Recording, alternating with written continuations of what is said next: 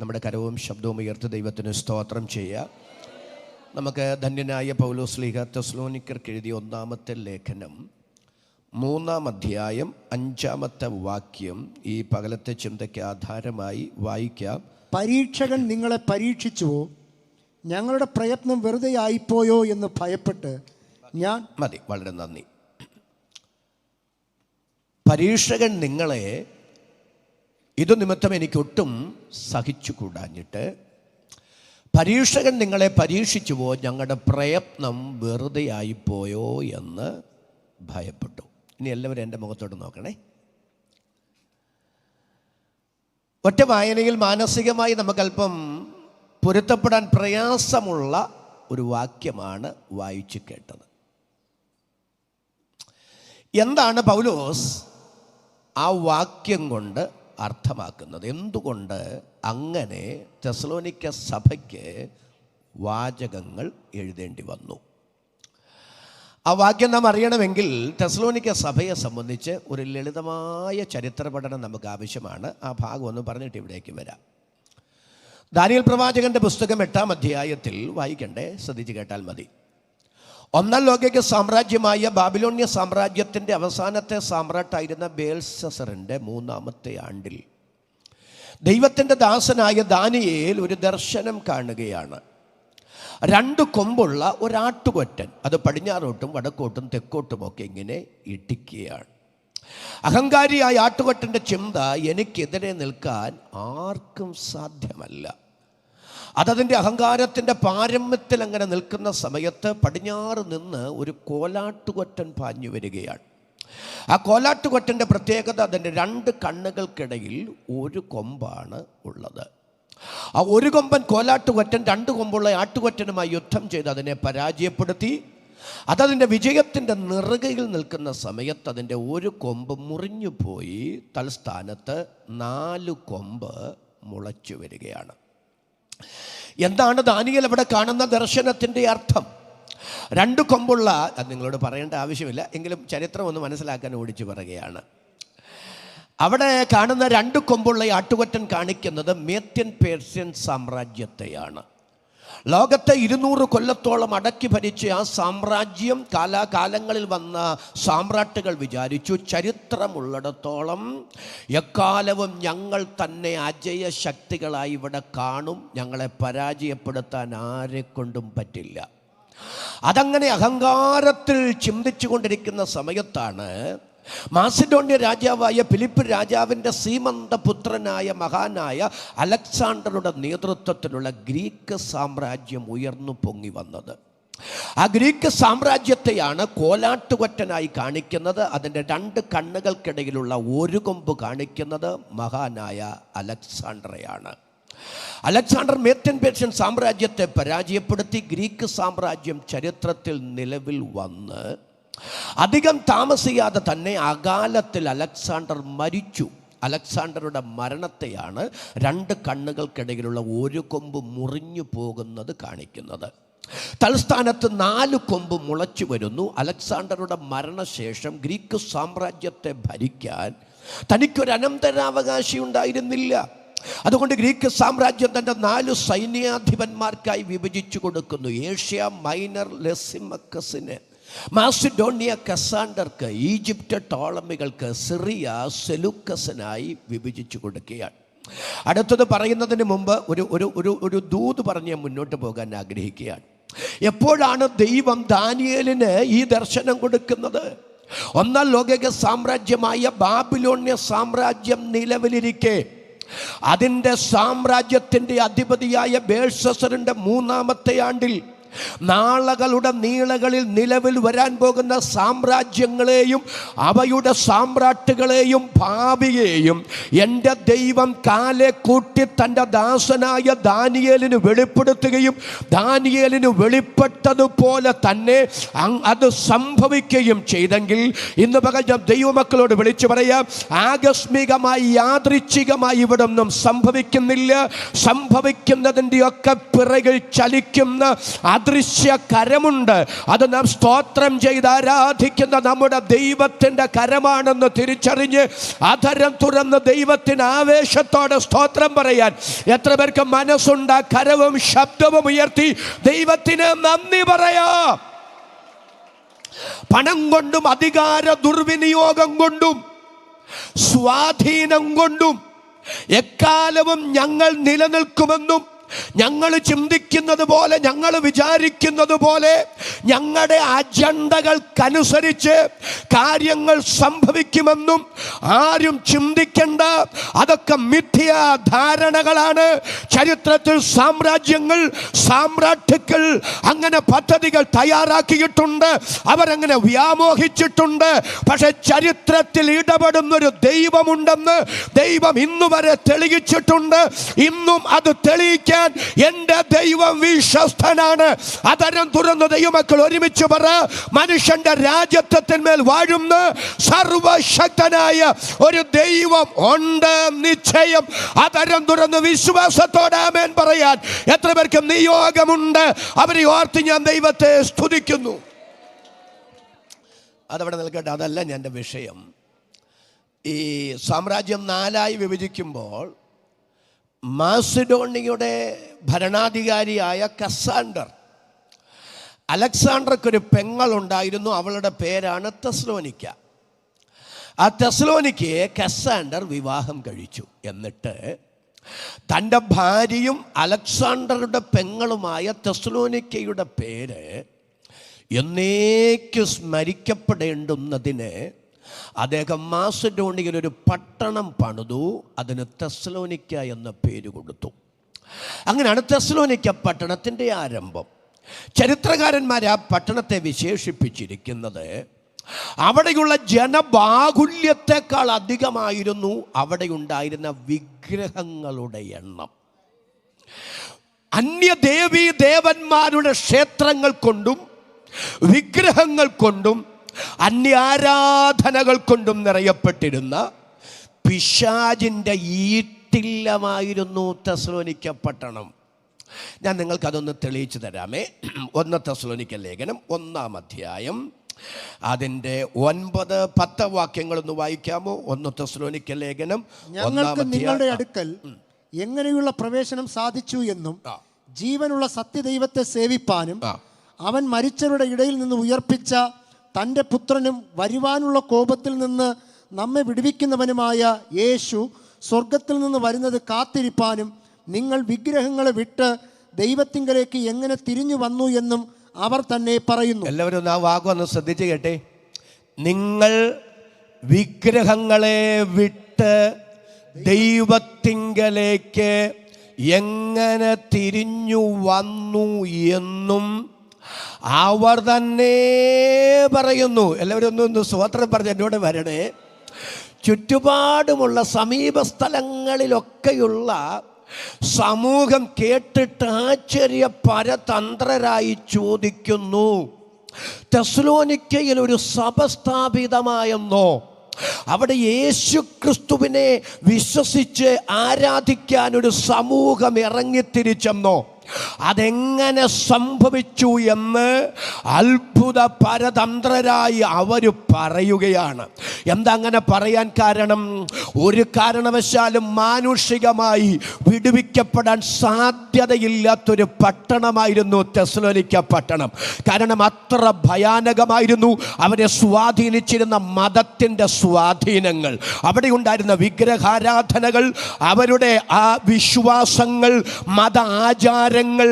എന്നാൽ ധന്യനായ പൗലോസിലൂടെ സുവിശേഷവും സുവിശേഷത്തിലൂടെ ദൈവശക്തിയും വ്യാപരിച്ചപ്പോൾ ആ പട്ടണത്തെ അടക്കി ഭരിച്ച പൈശാചിക മണ്ഡലങ്ങളെ തകർത്തെറിഞ്ഞ് വിഗ്രഹാരാധനയുടെ സ്വാധീന ശക്തികളെ കശക്കിയെറിഞ്ഞ് ആത്മാവിലും സത്യത്തിലും യേശുവിനെ ആരാധിക്കുന്ന ഒരു സമൂഹം അവിടെ വേർപെട്ടു വന്നെങ്കിൽ ഇന്ന് പകൽ ഉപവാസ പ്രാർത്ഥനയുടെ 12ാമത്തെ പകൽ ആത്മനിയോഗത്തോടെ ഞാൻ വിളിച്ചു പറയുന്നു, ദേശങ്ങളിൽ കുടിയിരിക്കുന്ന പൈശാചിക ശക്തികൾ, ദുർസേവാ ശക്തികൾ, മന്ത്രവാദ ശക്തികൾ, പൈശാചിക വ്യാപാരങ്ങൾ എത്ര പ്രബലമെങ്കിലും സുവിശേഷത്തിന്റെ ശക്തിയുടെ മുമ്പിൽ, പരിശുദ്ധാത്മ വ്യാപാരത്തിന്റെ മുമ്പിൽ ഒരു പൈശാചിക മണ്ഡലങ്ങൾക്കും പിടിച്ചു നിൽക്കാൻ പ്രാപ്തമല്ലെങ്കിൽ, ഇന്ന് പകൽ കൃപ ലഭിച്ച ദൈവമക്കൾ ആത്മാവിൽ സ്തോത്രം ചെയ്ത് വിളിച്ചു പറ, പൈശാചിക മണ്ഡലങ്ങളെ തകർത്തെറിഞ്ഞ്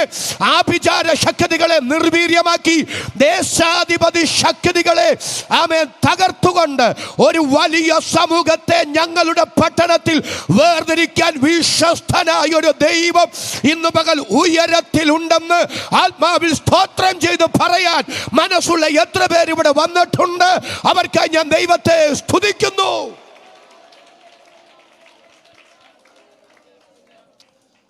ദീർഘനാളുകൾ പട്ടണങ്ങളുടെ വിടുതലിനായി പ്രാർത്ഥിച്ചിട്ട്, ദേശങ്ങളുടെ വിടുതലിനായി പ്രാർത്ഥിച്ചിട്ട്, പ്രിയപ്പെട്ടവരുടെ ആത്മരക്ഷയ്ക്കായി പ്രാർത്ഥിച്ചിട്ട്, നിങ്ങൾ പ്രതീക്ഷിച്ച സമയത്തൊന്നും ഒരു റിസൾട്ട് ഉണ്ടായില്ല എന്നുള്ളത് കൊണ്ട്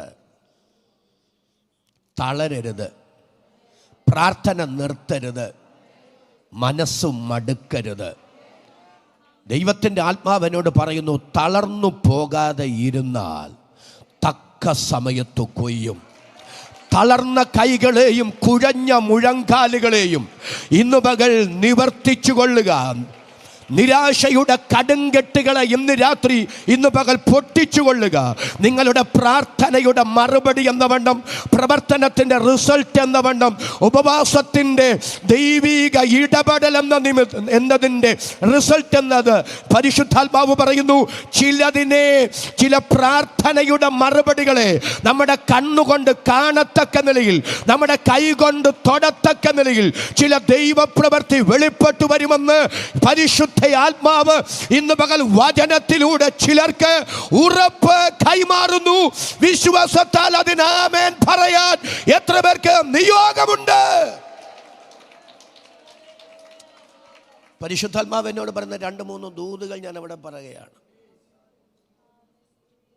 നമ്മുടെ ചില പ്രാർത്ഥനയുടെ മറുപടികളെ നമ്മുടെ കണ്ണ് കാണും. നമ്മുടെ ചില പ്രാർത്ഥനയുടെ മറുപടികളെ നമ്മുടെ കൈ തൊടും.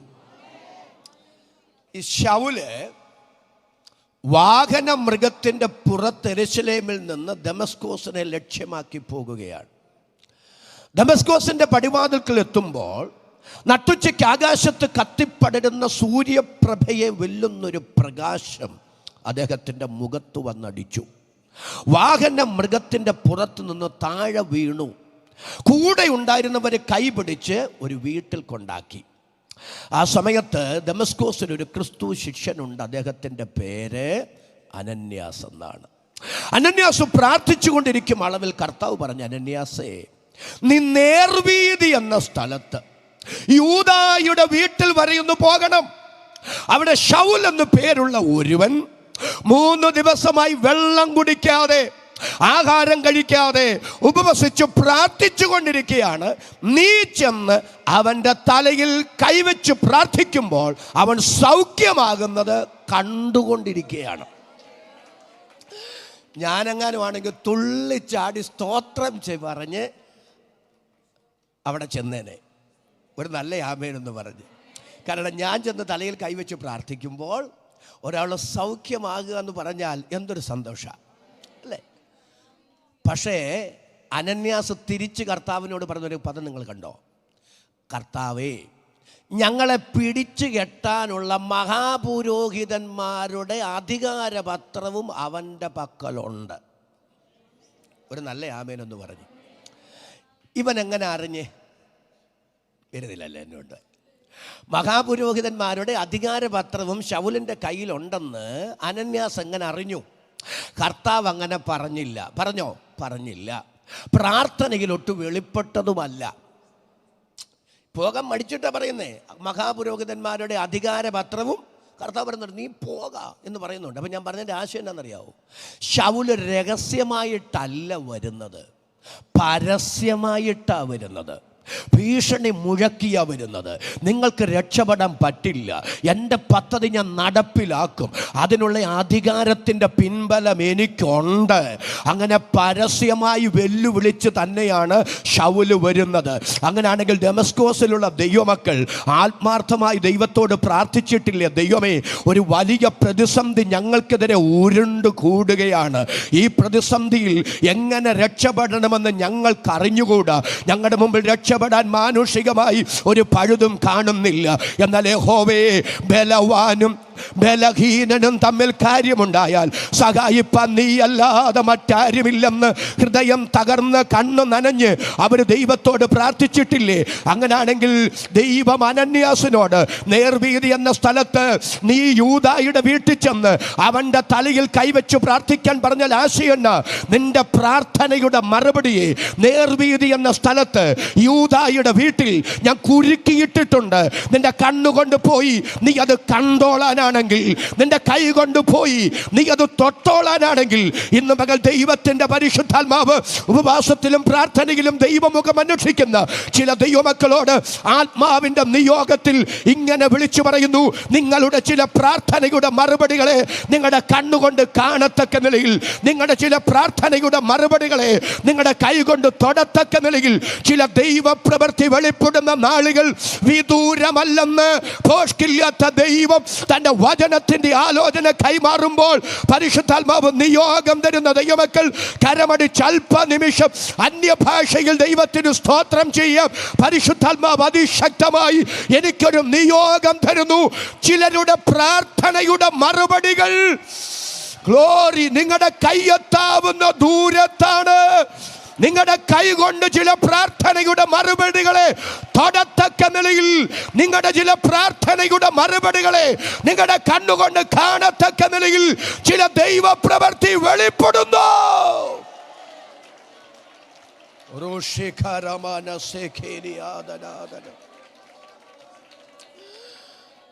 എഴുതി വെച്ചോ ഞാൻ ഈ പറയുന്ന ദൂത്. നമുക്കിന്ന് സങ്കല്പിക്കാൻ കഴിയാത്ത നിലയിൽ അസാധാരണ പ്രാർത്ഥനയുടെ മറുപടികളെ തരാൻ എൻ്റെ ദൈവം വിശ്വസ്തനാണ്. ഞാൻ ദൈവാത്മാവിടെ നിയോഗം തരുന്നതുകൊണ്ട് ഞാൻ അവിടെ തന്നെ നിൽക്കുകയാണ്. ഈ ശൗല് അനന്യാസ് ചെന്ന് അവൻ്റെ തലയിൽ കൈവച്ച് പ്രാർത്ഥിച്ചു. കണ്ണിൽ നിന്ന് ചെതുമ്പല് പോലെ വീണു. അവന് കാഴ്ച കിട്ടി. സ്നാനപ്പെട്ടു. 2-3 ദിവസം മാത്രമേ ഡെമസ്കോസിൽ പാർത്തുള്ളൂ. നേരെ അറേബ്യൻ മരുഭൂമിയിൽ പോയി അവിടെ കർത്താവുമായുള്ള സജീവമായ സ്നേഹക്കൂട്ടായ്മ ബന്ധത്തിൽ സമയം ചെലവഴിച്ചു. വീണ്ടും ഡെമസ്കോസിലെത്തി കർത്താവിനെ പ്രസംഗിച്ചു. ഡെമസ്കോസ് പട്ടണത്തെ മുഴുവൻ കർത്താവിന് വേണ്ടി നേടത്തക്ക നിലയിൽ അസാധാരണമായ ദൈവം അദ്ദേഹത്തെ ഉപയോഗിച്ചു. ശത്രുക്കൾ വർദ്ധിച്ചു. സ്വാതന്ത്ര്യത്തോടെ അദ്ദേഹത്തെ പ്രവർത്തിക്കാൻ അനുവദിച്ചാൽ വലിയ പ്രശ്നമാണെന്നറിയാവുന്ന അവിടുത്തെ സുവിശേഷ വിരോധികൾ അരേത രാജാവിനെ സ്വാധീനിച്ച് ശൗലിനെ കൊല്ലാനുള്ള പദ്ധതികൾ ആസൂത്രണം ചെയ്തു. പക്ഷെ അവിടെയുള്ള ദൈവമക്കൾ വളരെ വിവേകമുള്ളവരായിരുന്നു. അവരൊരു കൊട്ടയ്ക്കകത്ത് ശൗലിനെ ഒതുക്കി. എല്ലാവരും എന്നോടൊന്ന് സ്തോത്രം ചെയ്ത് വരണേ. ഒരു കാര്യം ഒന്ന് പറയാനാ. എന്നിട്ട് കയറ് കെട്ടി മതിൽ വഴി ഇറക്കി വിട്ടു. 3 വർഷം മുമ്പുണ്ടല്ലോ, വാഹന മൃഗത്തിൻ്റെ പുറത്ത് നെഞ്ചു വിരിച്ച് തല ഉയർത്തിപ്പിടിച്ച് അഹങ്കാരത്തിൻ്റെ ആൾരൂപമായി പോയവനാ. തിരിച്ച് 3 വർഷം കഴിഞ്ഞ് യെരൂശലേമിലേക്ക് അവിടെ നിന്ന് മടങ്ങി വന്നത് കൊട്ടയ്ക്കകത്ത് ഒതുക്കപ്പെട്ടവനായിട്ടാണ്. ഞാൻ പറയാം, ദൈവത്തിന് ഒതുക്കാൻ കഴിയാത്തവരാരുമില്ല കേട്ടോ. നമ്മുടെ ശാസനയ്ക്ക് കഴിയാത്തത്, നമ്മുടെ ശിക്ഷണത്തിന് കഴിയാത്തത്, മാനുഷികമായ നമ്മുടെ പദ്ധതികൾക്ക് കഴിയാത്തത് ദൈവത്തിന് കഴിയും. ഇന്ന് പകൽ പരിശുദ്ധാത്മാവ് എന്നോട് പറയുന്നു, ചിലര് ദൈവത്താൽ ഒതുങ്ങപ്പെടുന്നത് നിന്റെ ശാസന കൊണ്ടും നിന്റെ ശിക്ഷണ നടപടി കൊണ്ടും നടക്കാതിരുന്നത് ദൈവത്തിന്റെ ഇടപെടൽ കൊണ്ട് ഇതെങ്ങനെ ഇവരിങ്ങനെയായെന്ന് അത്ഭുതത്തോടെ ചോദിക്കത്തക്ക നിലയിൽ ചിലതിൽ അസാധാരണ മാറ്റങ്ങൾ സംഭവിക്കുമെന്ന് പരിശുദ്ധാത്മാവ് ഉറപ്പു തരുന്നു. വിശ്വാസത്താൽ ആമേൻ പറയാൻ എത്ര പേർക്ക് ഇന്ന് പകൽ നിയോഗമുണ്ട്?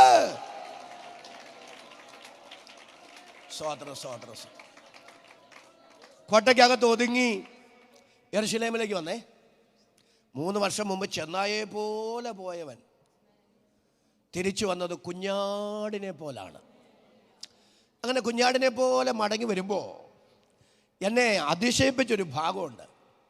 യെരുശലേമിൽ ശൗൽ പ്രതീക്ഷിച്ചൊരു സ്വീകരണം അദ്ദേഹത്തിന് കിട്ടിയില്ല. ഞാൻ ഇതിനോടൊരു ദൂത് ഒന്ന് പറയാനാ ഞാൻ ആത്മാവ് നിയോജി. ശൗൽ യെരുശലേമിൽ തിരിച്ചു വന്നപ്പോൾ അവനെ ആരും കൂട്ടത്തിൽ കൂട്ടിയില്ല. ഒരാമനൊന്ന് പറഞ്ഞേ. അവസാനം ബർന്നബാസാണ് അപ്പോസ്തലന്മാരുടെ അടുക്കൽ കൊണ്ടുപോയത്. അതാ പത്രോസും യേശുവിൻ്റെ സഹോദരനായ യാക്കോബും അവരോടൊരുമിച്ചാണ് 15 ദിവസം പൗലോസ് സമയം ചിലവഴിച്ചത്. ഗലാത്യ ലേഖനത്തിൽ അത് എഴുതിയിട്ടുണ്ട്. എൻ്റെ ചോദ്യം, ഇന്നാണെങ്കിൽ അത്യാവശ്യം സാക്ഷ്യത്തിനെങ്കിലും ഒരു അവസരം കൊടുക്കുകയല്ലേ അല്ലേ? അന്ന് സുവിശേഷ പ്രഭാഷണ വേദിയിൽ കത്തി നിൽക്കുന്ന ആള് പത്രോസാ അല്ലേ? ശീമോൻ പത്രോസാണ്. അദ്ദേഹം നടന്നു പോകുമ്പോൾ നിഴല് തട്ടിയാണ് രോഗികൾ സൗഖ്യമാകുന്നത്. അന്ന് ദൈവത്താൽ ഉപയോഗിക്കപ്പെടുന്ന അനുഗ്രഹിക്കപ്പെട്ട ദൈവത്താൽ. ഇന്നാണെങ്കിൽ സുവിശേഷ യോഗത്തിന് നോട്ടീസ് അടിച്ചിട്ട് സുവിശേഷ യോഗവും സംഗീത പ്രഭാഷകൻ ശീമോൻ പത്രോസ് അല്ലേ? ബ്രാക്കറ്റിലെങ്കിലും കൊടുക്കുകയല്ലേ? ശൗലിൻ്റെ സാക്ഷ്യവും ഉണ്ടായിരിക്കും അല്ലേ?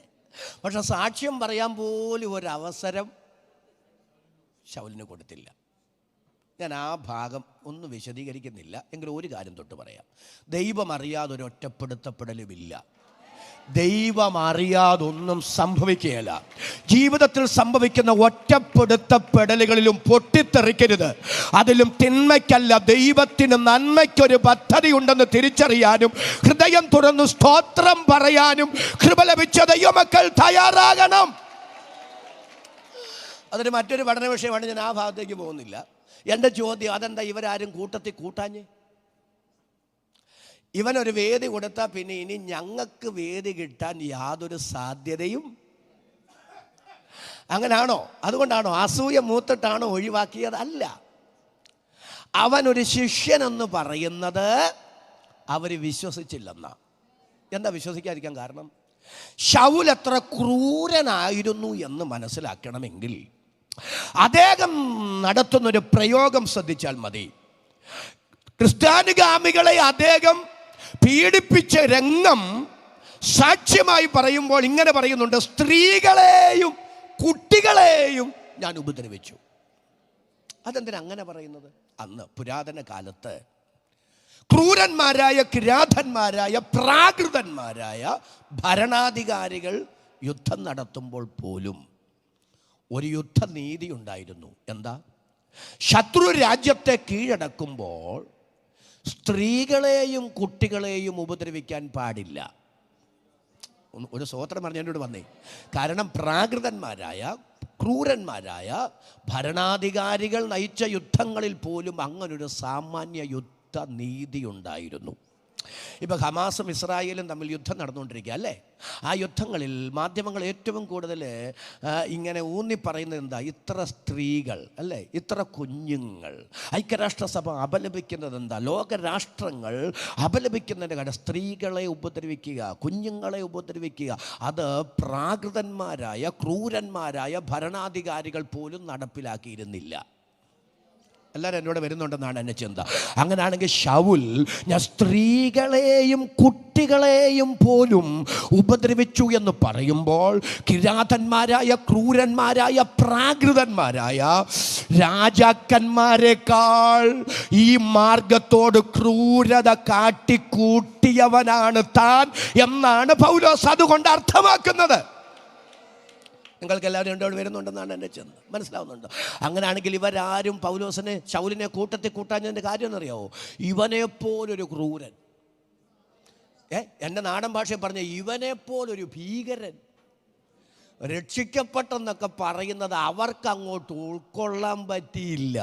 അതെ, ചിലരെയൊക്കെ ദൈവം തൊടുമ്പോഴുണ്ടല്ലോ, ചിലതൊക്കെ ദൈവം ചെയ്യുമ്പോഴുണ്ടല്ലോ, ചില ദൈവപ്രവൃത്തി വെളിപ്പെടുമ്പോഴുണ്ടല്ലോ, നമുക്കങ്ങോട്ട് യുക്തി കൊണ്ടും ബുദ്ധി കൊണ്ടും ഉൾക്കൊള്ളാൻ കഴിയാത്ത നിലയിൽ ദൈവത്തിൻ്റെ പ്രവൃത്തി വെളിപ്പെടുത്താൻ ദൈവം വിശ്വസ്തനാ. ഇന്ന് പകൽ പരിശുദ്ധാത്മാവ് ചിലരെ ഉറപ്പിക്കുകയാണ്. ദൈവപ്രവൃത്തിക്ക് പരിധി വെക്കണ്ട, പ്രാർത്ഥനയുടെ മറുപടിക്ക് പരിമിതി വെക്കണ്ട. പരിമിതികൾക്കപ്പുറത്ത്, ചിന്തകൾക്കപ്പുറത്ത്, സങ്കല്പങ്ങൾക്കപ്പുറത്ത്, ധാരണകൾക്കപ്പുറത്ത് അസാധാരണ ദൈവപ്രവൃത്തി പ്രാർത്ഥനയിലൂടെ വെളിപ്പെടുത്താൻ എൻ്റെ ദൈവത്തിന് പദ്ധതിയുണ്ടെന്ന് പോഷ്ടില്ലാത്ത ദൈവം തൻ്റെ വചനത്തിൻ്റെ ദൂത് ഇതിനകത്ത് കൈമാറുന്നു. പ്രാർത്ഥിക്കാൻ ഒരു ഉത്സാഹം, പ്രാർത്ഥിക്കാൻ ഒരു ആവേശം ഇന്ന് രാത്രി പരിശുദ്ധാത്മാവ് ചിലർക്ക് കൈമാറുകയാണ്.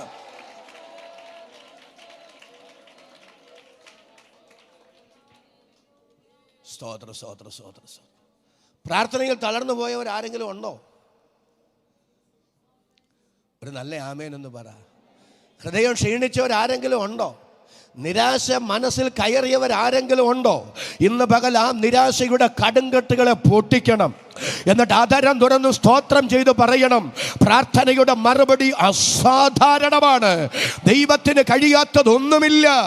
പ്രാർത്ഥനയിൽ അസാധാരണമായ ചിലത് നമുക്ക് വേണ്ടി ചെയ്യാൻ ദൈവം പദ്ധതിയിടുന്നു. ആ ദൈവിക പദ്ധതി നിറവേറപ്പെടാൻ പോകുന്നു. എത്ര പേർക്ക് വിശ്വാസത്താൽ സ്തോത്രം ചെയ്യാൻ കഴിയും? എന്തോ ദൈവാത്മാവ് എന്നോട് അവിടെ.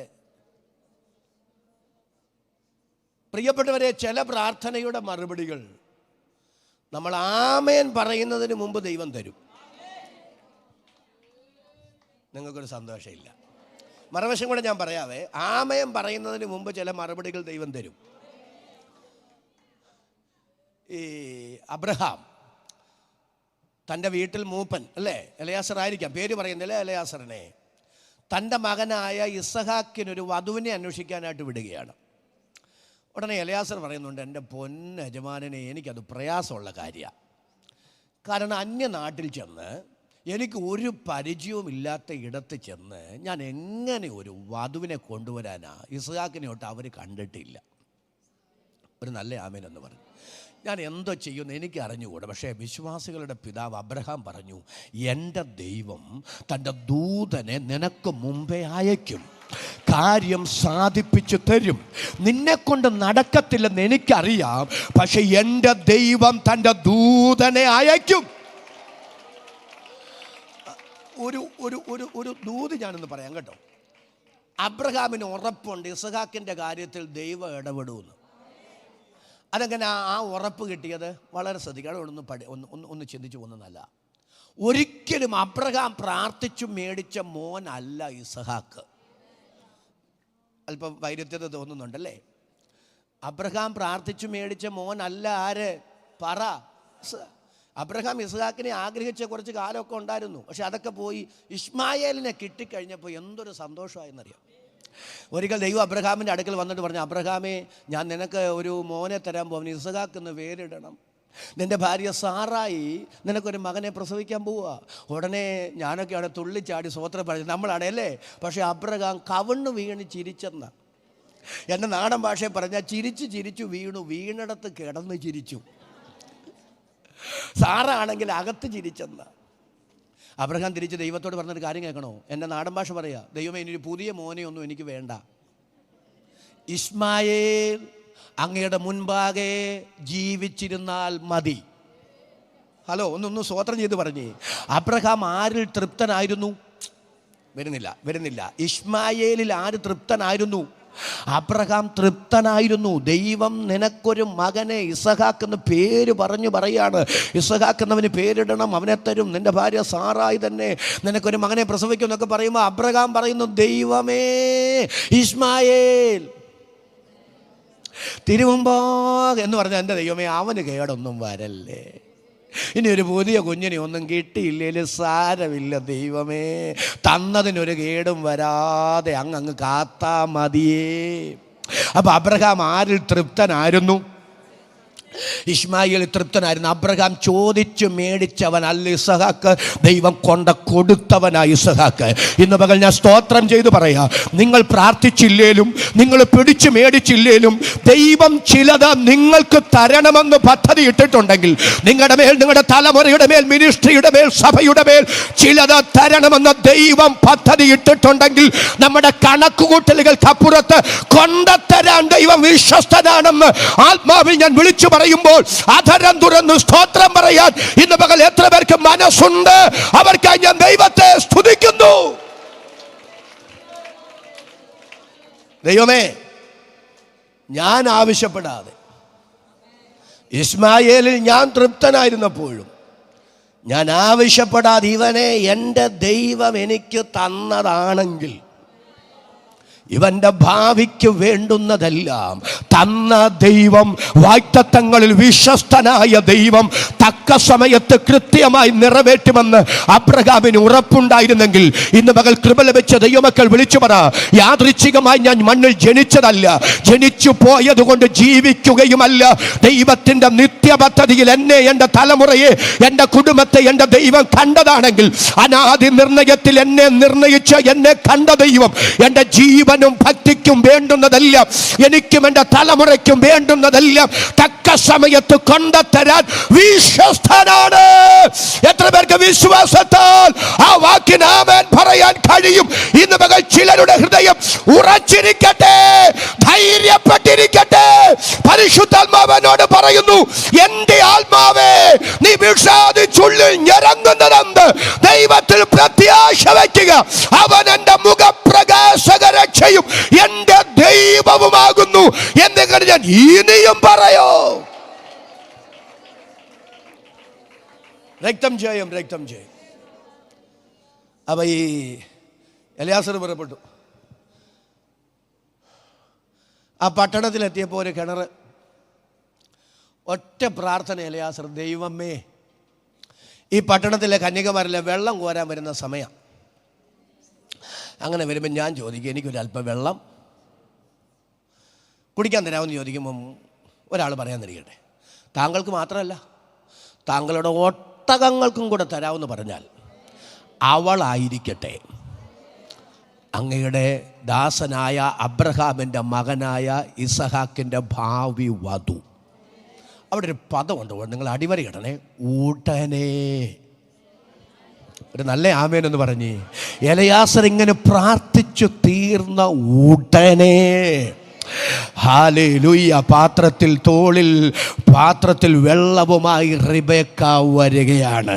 അതേ, അടിയന്തരമായി ദൈവം ഇടപെട്ടാലേ ചില പ്രശ്നങ്ങൾക്ക് പരിഹാരമുള്ളൂ എങ്കിൽ, നീക്കുപോക്കുള്ളൂ എങ്കിൽ, ഇന്ന് പകൽ പ്രിയപ്പെട്ടവരെ ദൈവത്തിന് സ്തോത്രം. പ്രാർത്ഥന നിങ്ങൾ പ്രതീക്ഷിക്കുന്നതിനേക്കാൾ മുൻപ് ഇന്ന് പകൽ എഴുതി വെച്ചുകൊള്ളുക.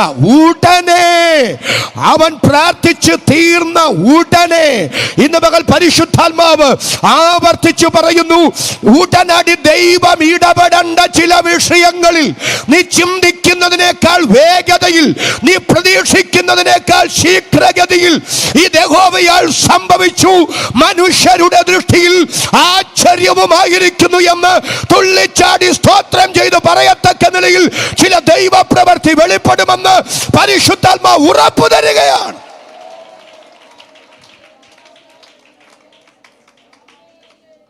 ആവർത്തിച്ച് പരിശുദ്ധാത്മാവ് പറയുന്നു, ഉറച്ചോ, ധൈര്യപ്പെട്ടോ. ചില പ്രാർത്ഥനയുടെ മറുപടികൾ തമ്പുരാൻ തരുമ്പോൾ നമുക്ക് അങ്ങോട്ട് ഉൾക്കൊള്ളാൻ അല്പ പ്രയാസം തോന്നും. ആമേൻ പറയാവോ? ഈ അപ്പോസ്തല പ്രവൃത്തിയുടെ പുസ്തകം വായിക്കണ്ട 12ാം അധ്യായം വായിക്കണ്ടേ.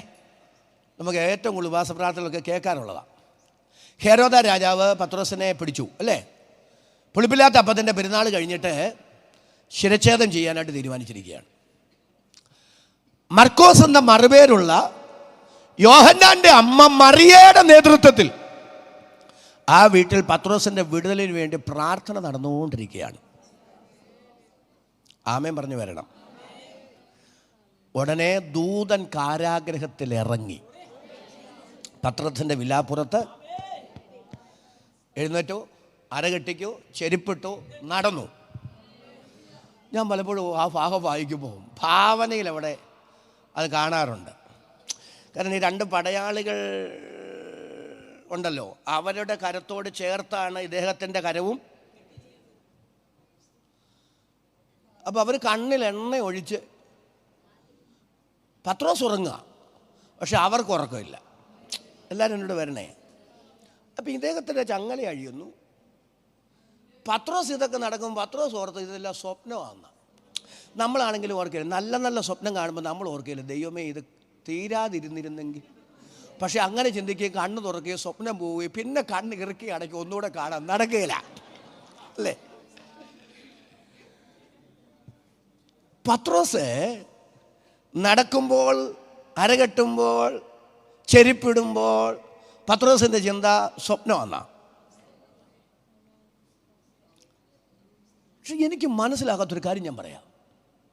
കണ്ണിൽ എണ്ണ ഒഴിച്ച് ഇവർ കാത്തുകൊണ്ടിരിക്കുക, പക്ഷേ ഇവൻ്റെ ചങ്ങല അഴിഞ്ഞു വീഴുന്നതും, ഇവൻ നടക്കുന്നതും, ഇവൻ അരകെട്ടുന്നതും, ഇവൻ ചെരിപ്പിടുന്നതും ഇവർ കണ്ടില്ല. ഒരാമേനെന്ന് പറയണേ. അവരുടെ കണ്ണ് തുറന്നിരിക്കുകയാണ്, പക്ഷെ ദൈവം അവരുടെ ബുദ്ധിയെ അബലമാക്കി. ഞാനൊരു കാര്യം പറയാം, ദൈവത്തെ കൊണ്ട് ഇതൊക്കെ സംഭവിക്കും, ദൈവത്തെ കൊണ്ട് ഇതൊക്കെ നടക്കും. നമുക്ക് വേണ്ടി ഇങ്ങനെയൊക്കെ ചെയ്യാൻ ദൈവത്തിന് കഴിയും. എത്ര പേർക്ക് വിശ്വാസത്താൽ ആമേൻ പറയാൻ കഴിയും? ഞാൻ എന്തോ ദൈവത്തിൻ്റെ ആത്മാവ് ഒരു വചനത്തിൻ്റെ ദൂതനോട് പറയുകയാണ്, പ്രിയരെ, ദൈവം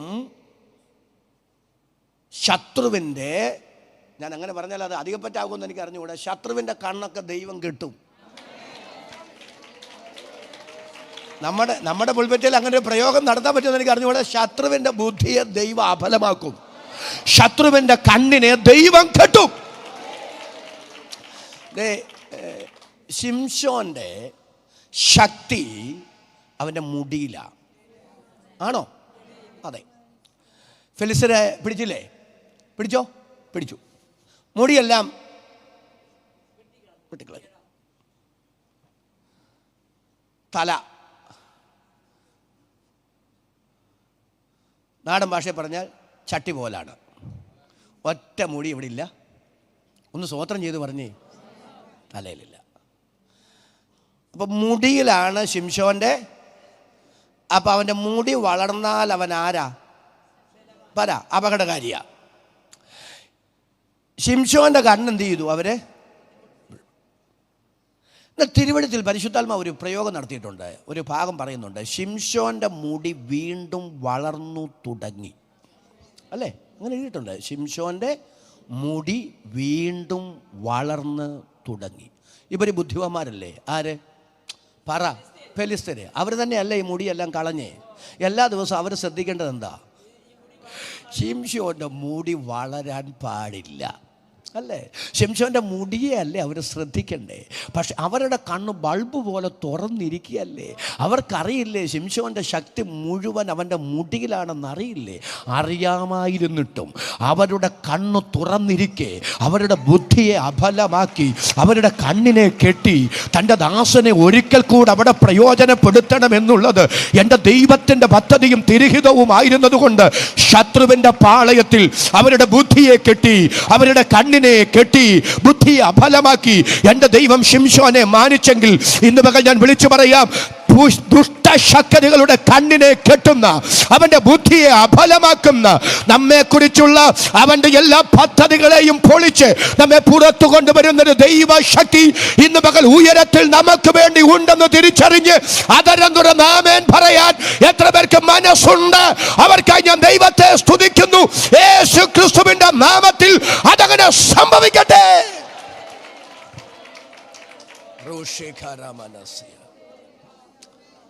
അപ്പോൾ പത്രോസ് നടന്നു.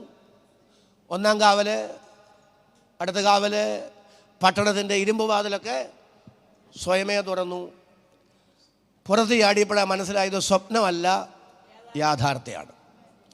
മറിയയുടെ വീട്ടിലൊരു പ്രാർത്ഥന നടക്കുന്നതൊന്നും ആർക്കറിഞ്ഞുകൂടാ? പത്രോസിന് അറിഞ്ഞുകൂടാ. പക്ഷെ പത്രോസ് അവിടെ തന്നെ വന്നു. അവിടെ തന്നെ വന്നപ്പോഴേ ഈ വാതിക്ക് മുട്ടിയപ്പോൾ രോധ എന്ന ബാല്യക്കാരി, അല്ലേ? ചെവി കൂർപ്പിച്ചപ്പോൾ പത്രോസാണെന്ന് മനസ്സിലായി. ശബ്ദം കേട്ടപ്പോഴേ മനസ്സിലായി ആരാണ്? പത്രോസ്. അടുത്ത പദമാണ് എന്നെ ആശയക്കുഴപ്പത്തിലാക്കിയത്. സന്തോഷത്താൽ വാതിൽ തുറക്കാതെ. അല്ല, അങ്ങനെ ഒരു പദമുണ്ട്, സന്തോഷത്താൽ. അപ്പോൾ എൻ്റെ ചോദ്യം, ആർക്ക് വേണ്ടിയാണ് പ്രാർത്ഥിച്ചുകൊണ്ടിരുന്നത്? അപ്പോൾ ആ പ്രാർത്ഥനയുടെ മറുപടി എവിടെ വന്ന് നിൽക്കുക? അപ്പോൾ ഈ പത്രോസാണ് നമുക്ക് മനസ്സിലായി, അല്ലേ? അപ്പോൾ ഈ പ്രാർത്ഥനയുടെ മറുപടിയെ സന്തോഷം കൂടുമ്പോൾ എന്താ ചെയ്യണ്ടേ? വാതിൽ തുറന്ന് അകത്ത് കയറ്റുക ചെയ്യണ്ടേ, അല്ലേ? പക്ഷെ അവൾ ഇങ്ങനെ സന്തോഷത്താൽ വാതിൽ തുറക്കാതെ അകത്ത് പോയി പ്രാർത്ഥിക്കുന്നവരോട് പറയാം, പത്രോസ് വന്ന് വാതിക്കൽ മുട്ടുന്നെന്ന്. എനിക്ക് മനസ്സിലായ ഒരു ആശയം പറയാം. ഈ ഒരു വല്ലാത്ത വികാരത്തിൻ്റെ വേലിയേറ്റത്തിലാവൾ. പ്രാർത്ഥനയുടെ മറുപടിയെ വാതിൽ തുറന്ന് അകത്ത് കയറ്റണോ, അതോ പ്രാർത്ഥിക്കുന്നവരോട് പോയി സന്തോഷ വർത്തമാനം പറയണോ? എന്ത് ചെയ്യണമെന്നറിയാൻ കഴിയാത്തൊരു സമ്മിശ്ര വികാരത്തിൻ്റെ വേലിയേറ്റമാണ്. അതെ, ചില പ്രാർത്ഥനയുടെ മറുപടികൾ ദൈവം നമ്മുടെ മുമ്പിൽ കൊണ്ട് തരുമ്പോഴുണ്ടല്ലോ, നൃത്തം ചെയ്ത് ദൈവത്തെ ആരാധിക്കണോ, നെടുമ്പാട് വീണ് കിടന്ന് നിറകണ്ണുകളോട് ദൈവത്തിന് സ്തുതി പറയണോ? എന്ത് ചെയ്യണമെന്നറിയാൻ കഴിയാത്ത സമ്മിശ്ര വികാരത്തിൻ്റെ വേലിയേറ്റം ഉണ്ടാകത്തക്ക നിലയിൽ അസാധാരണ പ്രാർത്ഥനയുടെ മറുപടികൾ നമ്മുടെ മുമ്പിൽ കൊണ്ടുവന്ന് തരാൻ എൻ്റെ ദൈവം വിശ്വസ്തനാണ്. എത്ര പേർക്ക് ആധാരം തുറന്ന വാക്കിന് ആമേൻ പറയാൻ കഴിയും? ഇന്ന് മകൾ എഴുതി വെച്ചുകൊള്ളുക, പരിശുദ്ധാത്മാവ് ചിലരോട് ശക്തമായി ഈ ദൂത് കൈമാറുകയാണ്. രക്തം ജയം, രക്തം ജയം, രക്തം ജയം. അപ്പൊ ഈ പ്രാർത്ഥിക്കുന്നവരെ അവളോട് പറയാം, നിനക്ക് ഭ്രാന്ത, അത് അവനല്ല. ഒരു ആമേൻ എന്ന് പറഞ്ഞു വന്നു. അവനല്ല, അവൻ്റെ ഒരു ദൂതൻ. നമ്മൾ പറയും അവർക്ക് വിശ്വാസമില്ലാഞ്ഞിട്ടാണ്. പക്ഷെ ഞാൻ പറയും അവർക്ക് വിശ്വാസം ഉണ്ട്, നമ്മെക്കാളുണ്ട്. ഒരു നല്ല ആമേൻ എന്ന് പറഞ്ഞു. ഈ മലയാളികളായി നമ്മുടെ പ്രശ്നം എന്തിൻ്റെയും നെഗറ്റീവ് കാണാനും അത് പറയാനും നമുക്ക് ഭയങ്കര ഇഷ്ടം, അല്ലേ? അല്ലേ? അവളെ അപ്പം നമ്മൾ പറയും അവൾക്ക് എന്തില്ലാഞ്ഞിട്ടാണ്, അവർക്ക് എന്തില്ല, വിശ്വാസമില്ല. പക്ഷെ ഞാൻ പറയുന്നത് അവർക്ക് വിശ്വാസമുണ്ട്. എന്താ അതിൻ്റെ തെളിവ്? നേരം പരിവര വെളുക്കുക, പക്ഷെ എന്നിട്ടും അവർ പ്രാർത്ഥന നിർത്തിയിട്ടില്ല. ഇപ്പോഴും അവരെന്ത് ചെയ്തുകൊണ്ടിരിക്കുക? പത്രോസിന് വേണ്ടി, വിടുതലിന് വേണ്ടി പ്രാർത്ഥിച്ചുകൊണ്ടിരിക്കുക. അപ്പം അതിൻ്റെ അർത്ഥം എന്താ? വിടുവിക്കുമെന്ന് അവർക്ക് ഉറപ്പുണ്ട്. പക്ഷെ ഇപ്പോൾ പിന്നെ എന്താ പറയുന്നത്? അത് അവനല്ല, അവൻ്റെ ദൂതന, നിനക്ക് ഭ്രാന്താണ്. അവളോട് പറയാൻ കാരണം എന്താ? ഈ പ്രാർത്ഥനയുടെ മറുപടി ഇപ്പോൾ ഇവിടെ ഇങ്ങനെ വന്നു നിൽക്കുമെന്നുള്ളത് അവരുടെ സ്വപ്നത്തിൽ പോലും അവർ ചിന്തിച്ചില്ല. അത് അവരുടെ അജണ്ടയ്ക്ക് പുറത്തായിരുന്നു, അത് അവരുടെ സങ്കല്പങ്ങൾക്ക് അപ്പുറമായിരുന്നു. അതെ, ഇന്ന് പകൽ എഴുതി വെച്ചോ, നമ്മുടെ അജണ്ടകൾക്കപ്പുറത്ത്, നമ്മുടെ സങ്കല്പങ്ങൾക്ക് അതീതമായി. ദൈവത്തിന് സ്തോത്രം. ഇതെങ്ങനെ സംഭവിച്ചു എന്ന് നമുക്കങ്ങോട്ട് ഉൾക്കൊള്ളാൻ പ്രയാസം തോന്നത്തക്ക നിലയിൽ ഈ വാചകങ്ങൾ എഴുതി വെച്ചുകൊള്ളുക. പ്രാർത്ഥനയാൽ അസാധാരണമായ ചിലത് ദൈവത്തിന് ചെയ്യാനുണ്ടെന്ന് പരിശുദ്ധാത്മാവ് ദൈവാലോചന കൈമാറുന്നു. വിശ്വാസത്താൽ ആമേൻ പറയാൻ എത്ര പേർക്ക് മനസ്സുണ്ട്? ഇത് ചിലരോടുള്ള ഷാർപ്പായ ദൈവിക അരുളപ്പാടാണ്. ഒരു കാര്യം കൂടെ പറയാൻ കർത്താവിനോട് പറയുന്നു. ചിലതൊക്കെ താമസിച്ചാലും, ഒരാമേനെന്ന് പറഞ്ഞ് നിരാശപ്പെടണ്ട. അതിൻ്റെ പിന്നിലും തിന്മയ്ക്കല്ല നന്മയ്ക്ക് ദൈവത്തിനൊരു പദ്ധതിയുണ്ട്. ഞാൻ ഇന്ന് പകൽ നിങ്ങൾക്കൊരു പ്രത്യേക ചിന്ത തരാനായിട്ട് ആഗ്രഹിക്കുന്നുണ്ട്. ആ ഭാഗത്തേക്ക് വരാം. പക്ഷെ എന്നെ ഇവിടെ നിർത്തുന്നുകൊണ്ടാണ്. നിങ്ങൾ എത്ര ഭക്തരാണെങ്കിലും എല്ലാ പ്രാർത്ഥനയ്ക്കും ഉടനൊന്നും മറുപടി കിട്ടണമെന്ന് നിർബന്ധമില്ല. ഒരാമേനെന്ന് പറഞ്ഞു. ചില പ്രാർത്ഥനയ്ക്കൊക്കെ മറുപടി കിട്ടപ്പെടാതെ ദൈവമേ എൻ്റെ കുഴപ്പം കൊണ്ടാണോ? അങ്ങനൊന്നും പിശാചിന് ഇടം കൊടുക്കരുത്. എല്ലാ പ്രാർത്ഥനയ്ക്കും ആമേൻ പറയുന്നതിന് മുമ്പ് മറുപടി കിട്ടണമെന്ന് നിർബന്ധമില്ല. ചിലതിനൊക്കെ അല്പം കാത്തിരിക്കേണ്ടി വരും. സ്തോത്രം പറയാവോ? എനിക്ക് വേദപുസ്തകത്തിലെ എനിക്ക് അത് തെളിയിക്കാം. വേദപുസ്തകത്തിൽ 100% ദൈവഹിതപ്രകാരം നടന്ന വിവാഹം ഇസ്ഹാക്കിൻ്റെ വിവാഹം അല്ലേ? ദൂതൻ, എൻ്റെ ദൈവം തൻ്റെ ദൂതനെ അയച്ച് അതുപോലെ നടന്നു. എലയാസർ പ്രാർത്ഥിച്ചതുപോലെ ഉടനെ റിബേക്ക വന്നു. ഇനി റിബേക്കയുടെ വീട്ടുകാർ പറയുന്നുണ്ട് ഈ കാര്യം യഹോവയാൽ വരുന്നു, അല്ലേ? 100% ദൈവഹിതപ്രകാരം നടന്ന വിവാഹമാണ്. ഒന്ന് സ്തോത്രം ചെയ്ത് വന്നേ ഇസ്ഹാക്കിൻ്റെ. പക്ഷേ ആ വീട്ടിനെ, ആ ഇസ്ഹാക്കിനെ കുറിച്ച് റിബേക്കയെക്കുറിച്ചും തിരുവഴുത്ത് എങ്ങനെ വായിക്കുന്നത്? അവർക്ക് മക്കളില്ലായിരുന്നു. ഒരാമേൻ എന്ന് പറഞ്ഞ് എന്താ? ഇസ്ഹാക്ക് റിബേക്കയ്ക്ക് വേണ്ടി യഹോവയോട് പ്രാർത്ഥിച്ചു. എത്ര കൊല്ലം പ്രാർത്ഥിച്ചു? ഒരു ഹല്ലേലൂയ പറഞ്ഞെന്ന് വന്നേ. ഇസ്ഹാക്ക് വിവാഹം കഴിക്കുമ്പോൾ ഇസ്ഹാക്കിന് എത്ര വയസ്സുണ്ട്? അത് പറയാനല്ലേ ഞങ്ങൾ പാസ്റ്ററെ വിളിച്ചല്ലേ. ഇസ്ഹാക്ക് വിവാഹം കഴിക്കുമ്പോൾ ഇസ്ഹാക്കിന് 40 വയസ്സ്. ഇസഹാക്കിന് ഏശാവും യാക്കോബും ജനിക്കുമ്പോൾ വയസ്സ് 60. ഹലോ, അപ്പോൾ എത്ര വർഷം ഇസഹാക്ക് പ്രാർത്ഥിച്ചു? 20 വർഷം പ്രാർത്ഥിച്ചു. വേദപുസ്തകത്തിൽ നിങ്ങൾ പരിശോധിച്ചാൽ ഒരു പാവം ഭക്തനാ ഇസഹാക്ക്. എല്ലാവരും എന്നോട്, ഞാൻ ആ പ്രയോഗം ഒന്നുകൂടെ നടക്കും, ഒരു പച്ചപ്പാവ. പക്ഷേ ആ പച്ചപ്പാവം പോലും വീട്ടിലൊരു ദൈവപ്രവൃത്തി വെളിപ്പെടാൻ 20 കൊല്ലം പ്രാർത്ഥിക്കേണ്ടി വന്നു. ഞാൻ അവിടെ എല്ലാം ദൈവത്തിന് സ്തോത്രം പറയാറുണ്ട്. ദൈവമെല്ലാം നന്നായി ചെയ്യും. 75-ാമത്തെ വയസ്സിൽ അബ്രഹാമിനോട് ഇസ്ഹാക്കിനെ കുറിച്ച് വാഗ്ദത്തം പറഞ്ഞില്ലേ? ആണോ? 100-ാമത്തെ വയസ്സിലല്ലേ അത് നടന്നേ. പക്ഷെ അതിനിടയ്ക്ക് അവൻ എത്രയോ അവിശ്വാസത്തിൻ്റെ വാക്ക് പറഞ്ഞു, അല്ലേ? സാറായുടെ നിർബന്ധത്തിന് ദൈവത്തെ സഹായിക്കാൻ പോയില്ലേ, അല്ലേ? കാട്ടുകഴുത വീട്ടിലുണ്ടായില്ലേ? ഒന്ന് സ്തോത്രം ചെയ്ത് പറഞ്ഞേ, അല്ലേ? ഇസ്മായിൽ എന്ന വാക്കിൻ്റെ അർത്ഥം തന്നെ എന്തെന്നാ?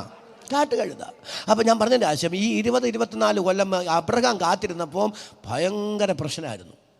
പക്ഷേ 75-ാമത്തെ വയസ്സ് തൊട്ട് 100-ാമത്തെ വയസ്സ് വരെ അബ്രഹാമിന് സംഭവിച്ച അപജയമൊന്നും ഇസഹാക്കിന് സംഭവിച്ചില്ല. 20 വർഷം പ്രാർത്ഥിച്ചിട്ട് ഒരു വളഞ്ഞ വഴിക്കും പോയില്ല. എന്താ പോകാഞ്ഞേ? 75-ാമത്തെ വയസ്സിൽ എൻ്റെ അപ്പനോട് എന്നെക്കുറിച്ച് വാഗ്ദത്തം പറഞ്ഞിട്ട് 100-ാമത്തെ വയസ്സിൽ എൻ്റെ അപ്പൻ എന്നെ കൊടുക്കാൻ എൻ്റെ ദൈവം വിശ്വസ്തനാണെങ്കിൽ 40-ാമത്തെ വയസ്സിൽ പ്രാർത്ഥിക്കുന്ന എനിക്ക് വയസ്സ് 100 ഒരു തലമുറയെ തരാൻ എൻ്റെ ദൈവം വിശ്വസ്തനായ ദൈവമാണ്. ഇന്ന് പകൽ ഞാൻ സ്തോത്രം ചെയ്ത ദൈവമക്കളോട് പറയാം, നിങ്ങളുടെ ജീവിതത്തിൽ സംഭവിക്കുന്ന തിക്താനുഭവങ്ങൾ ചിലത് നിങ്ങൾക്ക് മാത്രമല്ല നിങ്ങളുടെ തലമുറകൾക്ക് പോലും നന്മയാക്കി മാറ്റാൻ ഇന്ന് പകൽ വിശ്വസ്തനായ ഒരു ദൈവം ഉയരത്തിൽ ജീവിക്കുന്നെങ്കിൽ സങ്കടം മറന്ന് കൃപ ലഭിച്ച ദൈവമക്കൾ ഒരുമിച്ച് ആത്മാവിൽ സ്തോത്രം ചെയ്ത് പറ. എന്നാൽ ദൈവത്തെ സ്നേഹിക്കുന്നവർക്ക്, നിർണയപ്രകാരം വിളിക്കപ്പെട്ടവർക്ക് തന്നെ സകലവും നന്മയ്ക്കായി കൂടി വ്യാപരിപ്പിക്കുന്ന ഒരു ദൈവം ഉയരത്തിൽ ജീവിക്കുന്നു. ആ കരങ്ങൾ ഞാൻ ഒന്നുകൂടെ കരട്ടെ, കരവ് ശബ്ദവും ഉയർത്തി ദൈവത്തിന് സ്തോത്രം ചെയ്യുക. ആത്യന്തികമായി എല്ലാം ദൈവം നന്മയ്ക്കായി ചെയ്യും. ഇനി നമ്മുടെ വിഷയത്തിലേക്ക് മടങ്ങി വരാം. തെസ്സലോനിക്ക പട്ടണത്തിൻ്റെ ആ ഭാഗം വായിച്ചപ്പോൾ അങ്ങോട്ട് പോയത്,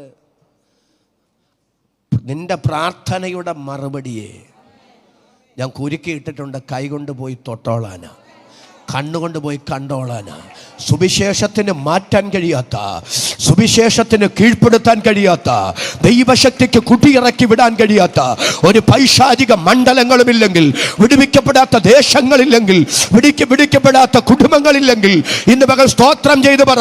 തെസ്സലോനിക്ക പോലൊരു പട്ടണം വിടുവിക്കപ്പെട്ടപ്പോൾ മറ്റുള്ളവർക്ക് അത്ഭുതം തോന്നുമാറ് ദൈവപ്രവൃത്തി വെളിപ്പെട്ടെങ്കിൽ, ദൈവപ്രവൃത്തി പരിശുദ്ധാത്മാവിൽ ഇങ്ങനെ ഞാൻ വിളിച്ചു പറയുന്നു, മറ്റുള്ളവർക്ക് ആശ്ചര്യം തോന്നുമാറ്, നമുക്ക് പോലും അത്ഭുതങ്ങൾ തോന്നുമാറ് ദൈവപ്രവൃത്തി വെളിപ്പെടുത്താൻ ദൈവം വിശ്വസ്തൻ. ഇനി നമ്മൾ ശാന്തമായ ഓരോ കാര്യങ്ങൾ എണ്ണി പഠിക്കാൻ പോവുകയാണ്. അങ്ങനെ അനുഗ്രഹിക്കപ്പെട്ട സഭ അവിടെ സ്ഥാപിതമായി. ആ സഭയിൽ അധികം നാൾ ശുശ്രൂഷിക്കാൻ പൗലോസിന് കഴിഞ്ഞില്ല.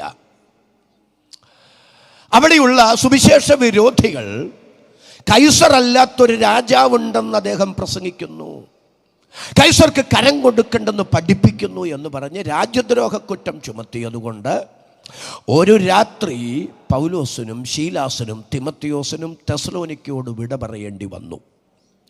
നേരെ അവർ പോയത് ബെരോവയിലേക്കാണ്. ബെരോവയിൽ കർത്താവിൻ്റെ വചനം പ്രസംഗിച്ച് അവിടെ ഒരു അനുഗ്രഹിക്കപ്പെട്ട സഭ സ്ഥാപിതമായി. പക്ഷെ തെസ്സലോനിക്കയിൽ നിന്ന് വന്ന സുവിശേഷ വിരോധികൾ ബെരോവയിലും പ്രശ്നങ്ങൾ ഉണ്ടാക്കി.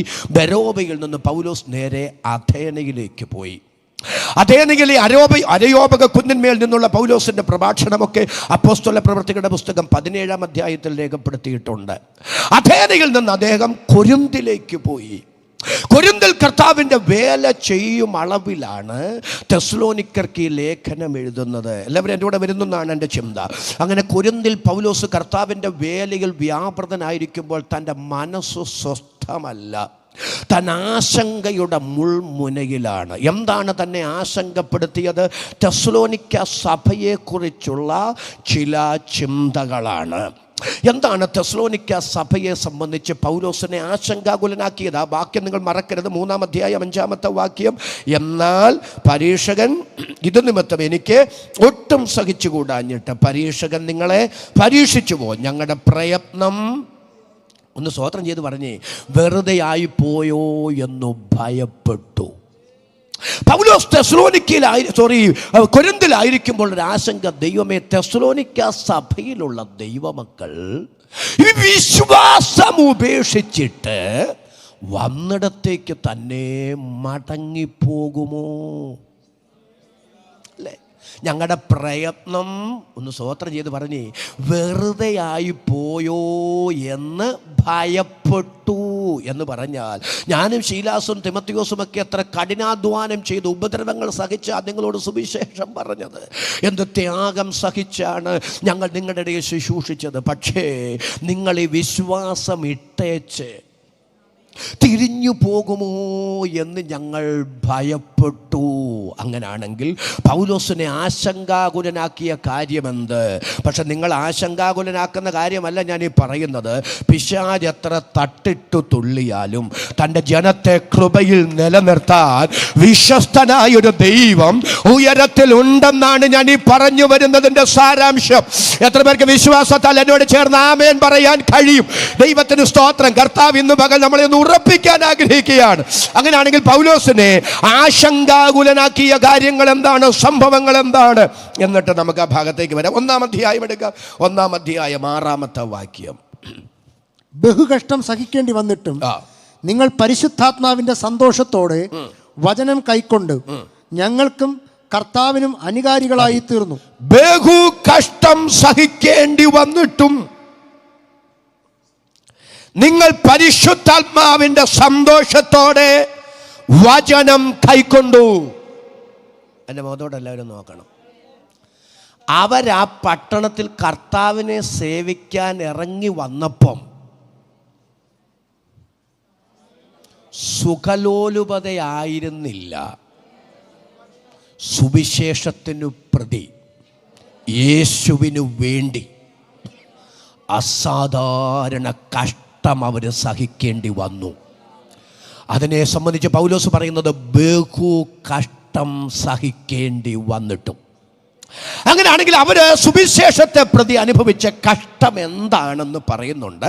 1 തെസ്സലോനിക്ക ലേഖനം തന്നെ 2-ാം അധ്യായം അതിൻ്റെ 14-ാമത്തെ വാക്യം. സഹോദരന്മാരെ, യഹൂദ്യയിൽ ക്രിസ്തുയേശുവിലുള്ള ദൈവസഭകൾക്ക് നിങ്ങൾ അനുകാരികളായി തീർന്നു. അവർ യഹൂദരാൽ അനുഭവിച്ചത് തന്നെ നിങ്ങളും സ്വജാതിക്കാരാൽ അനുഭവിച്ചുവല്ലോ. ആമേൻ. വളരെ ശ്രദ്ധിക്കുകയാണെന്ന് പറയാം. സഹോദരന്മാരെ, യഹൂദയിൽ ക്രിസ്തുയേശുവിലുള്ള ദൈവസഭകൾക്ക് നിങ്ങൾ അനുകാരികളായി തീർന്നു. അവർ യഹൂദരാൽ അനുഭവിച്ചത് തന്നെ നിങ്ങളും സ്വജാതിക്കാരാൽ, എല്ലാവരും ഒന്ന് സ്തോത്രം ചെയ്ത് പറഞ്ഞ്, അനുഭവിച്ചുവല്ലോ എന്ന് പറഞ്ഞ അർത്ഥം എന്താ? ക്രിസ്തീയ മാർഗത്തിൻ്റെ ആരംഭ നാളുകളിൽ യഹൂദ എബ്രായ മതത്തിൽ നിന്ന് വിശ്വാസത്തിലേക്ക് വന്നവരല്ലേ ഉണ്ടായിരുന്നുള്ളൂ. അങ്ങനെ വിശ്വാസത്തിൽ വന്നവരെ രക്ഷിക്കപ്പെടാത്ത യഹൂദന്മാർ അതിക്രൂരമായി ശാരീരികമായി ഉപദ്രവിച്ചു. പൗലോസ് പറയുകയാണ്, അങ്ങനെയുള്ള യഹൂദിയിലെ വേർപെട്ട സഭകളിലെ ദൈവമക്കൾക്ക് നിങ്ങൾ അനുകാരികളായി തീർന്നു. അവർ യഹൂദരാൽ അനുഭവിച്ചത് തന്നെ, എല്ലാവരും ഒന്ന് സ്തോത്രം ചെയ്ത് പറഞ്ഞേ, നിങ്ങളും സ്വജാതിക്കാരാൽ അനുഭവിച്ചുവല്ലോ. അർത്ഥം എന്താണെന്നറിയാമോ? സുവിശേഷത്തിനായി ഇവരിറങ്ങി വന്നപ്പോൾ രക്ഷിക്കപ്പെടാത്ത ജാതികളിൽ നിന്ന് അതിക്രൂരമായ ഉപദ്രവങ്ങൾ, ശാരീരിക പീഡകൾ ഇവർ സഹിക്കേണ്ടി വന്നു. ബഹു കഷ്ടം സഹിക്കേണ്ടി വന്നിട്ടും പരിശുദ്ധാത്മാവിന്റെ സന്തോഷത്തോടെ അവർ വചനം കൈക്കൊണ്ട്. ഇന്നൊരു പകൽ ഞാൻ ഒരു കാര്യം തീർത്ത് സ്തോത്രം ചെയ്ത് പറയാം. കേരളത്തിന്റെ തലസ്ഥാന നഗരിയിൽ തിരുവനന്തപുരം പട്ടണത്തിൽ നാം ഇരുന്നിവിടെ ദൈവവചനം കേൾക്കുമ്പോൾ ഇന്ത്യ മഹാരാജ്യത്തിന്റെ വിവിധ പട്ടണങ്ങളിൽ, ഗ്രാമങ്ങളിൽ മൃഗീയമായി പീഡിപ്പിക്കപ്പെടുന്ന ദൈവദാസന്മാരുണ്ട്, ദൈവമക്കളുണ്ട്. പക്ഷെ ഞാൻ സ്തോത്രം ചെയ്ത് പറയുന്നു, അങ്ങനെയുള്ള പീഡകൾക്കും പീഡനങ്ങൾക്കും ദൈവപ്രവൃത്തിയെ തടയാൻ ദൈവത്തിന് സ്തോത്രം, സുവിശേഷത്തിന്റെ സ്വാധീനത്തെ ഇല്ലായ്മയാക്കാൻ സാധിക്കില്ല. അതരം തുറന്ന് വിശ്വാസത്താൽ ആ വാക്കിന് ആമേൻ പറയാൻ തന്റെ ഇടമുള്ള എത്ര ദൈവമക്കൾ ഇവിടെയുണ്ട്, അവർക്കായി ഞാൻ ദൈവത്തെ സ്തുതിക്കുന്നു. ഹല്ലേലൂയ. നീ എന്നെ പൗലോസിനെ ആശങ്കാകുലനാക്കിയ കാര്യമാണ് ഞാൻ പറഞ്ഞു വരുന്നത്. ഈ ശാരീരിക പീഡകൾ എന്ന് തുടങ്ങിയതാ? ഒന്ന് സ്തോത്രം ചെയ്ത് എന്നോട് വന്നേ. ഇറങ്ങിയപ്പോൾ തൊട്ട് തുടങ്ങിയതാ. പക്ഷെ വർഷങ്ങൾ കഴിഞ്ഞിട്ടും അത് മാറിയിട്ടില്ല. അല്പം നിരാശ തോന്നുന്നില്ലേ? ഇറങ്ങിയപ്പോൾ തുടങ്ങിയത് പറ, ഇപ്പോഴും എന്ത് ചെയ്തിട്ടില്ല, മാറിയിട്ടില്ല. പൗലോസ് ലേഖനം എഴുതുമ്പോഴും പീഡ സംഭവിച്ചുകൊണ്ടിരിക്കുക. 2 തെസ്സലോനിക്ക ലേഖനം എഴുതി. 2 തെസ്സലോനിക്ക ലേഖനം 1-ാം അധ്യായം 6 മുതൽ 8 വരെ. കർത്താവായ യേശു തന്റെ ശക്തിയുള്ള ദൂതന്മാരുമായി സ്വർഗത്തിൽ നിന്ന് അഗ്നിജ്വാലയിൽ പ്രത്യക്ഷനായി ദൈവത്തെ അറിയാത്തവർക്കും നമ്മുടെ കർത്താവായ യേശുവിന്റെ സുവിശേഷം അനുസരിക്കാത്തവർക്കും പ്രതികാരം കൊടുക്കുമ്പോൾ നിങ്ങളെ പീഡിപ്പിക്കുന്നവർക്ക് പീഡ അനുഭവിക്കുന്ന നിങ്ങൾക്ക് ഞങ്ങളോടുകൂടെ ആശ്വാസവും പകരം നൽകുന്നത്. ദൈവസന്നിധിയിൽ ഒരു നല്ല ആമേൻ പറഞ്ഞ്, ദൈവസന്നിധിയിൽ നീതിയല്ലയോ? നിങ്ങളെ പീഡിപ്പിക്കുന്നവർക്ക് ഒന്ന് സ്തോത്രം ചെയ്ത് പറഞ്ഞ്, പീഡ അനുഭവിക്കുന്ന നിങ്ങൾക്ക് ഞങ്ങളോടുകൂടെ ആശ്വാസവും പകരം തരുന്നത് ദൈവസന്നിധിയിൽ നീതി അല്ലയോ? ഈ പ്രശ്നങ്ങളൊക്കെ മാറുമെന്നല്ല പൗലോസ് പറയുന്നത്. പ്രശ്നങ്ങളൊക്കെ ഉണ്ട്, പക്ഷെ നിത്യതയുടെ വെളിപ്പാടിൽ ആ പ്രശ്നങ്ങളെ അതിജീവിക്കാൻ ദൈവത്തിന് സ്തോത്രം. കൃപ ലഭിച്ച ദൈവമക്കളെ കൊണ്ട് കഴിയണം. എത്ര പേർക്ക് സ്തോത്രം ചെയ്ത് പറയാൻ കഴിയും?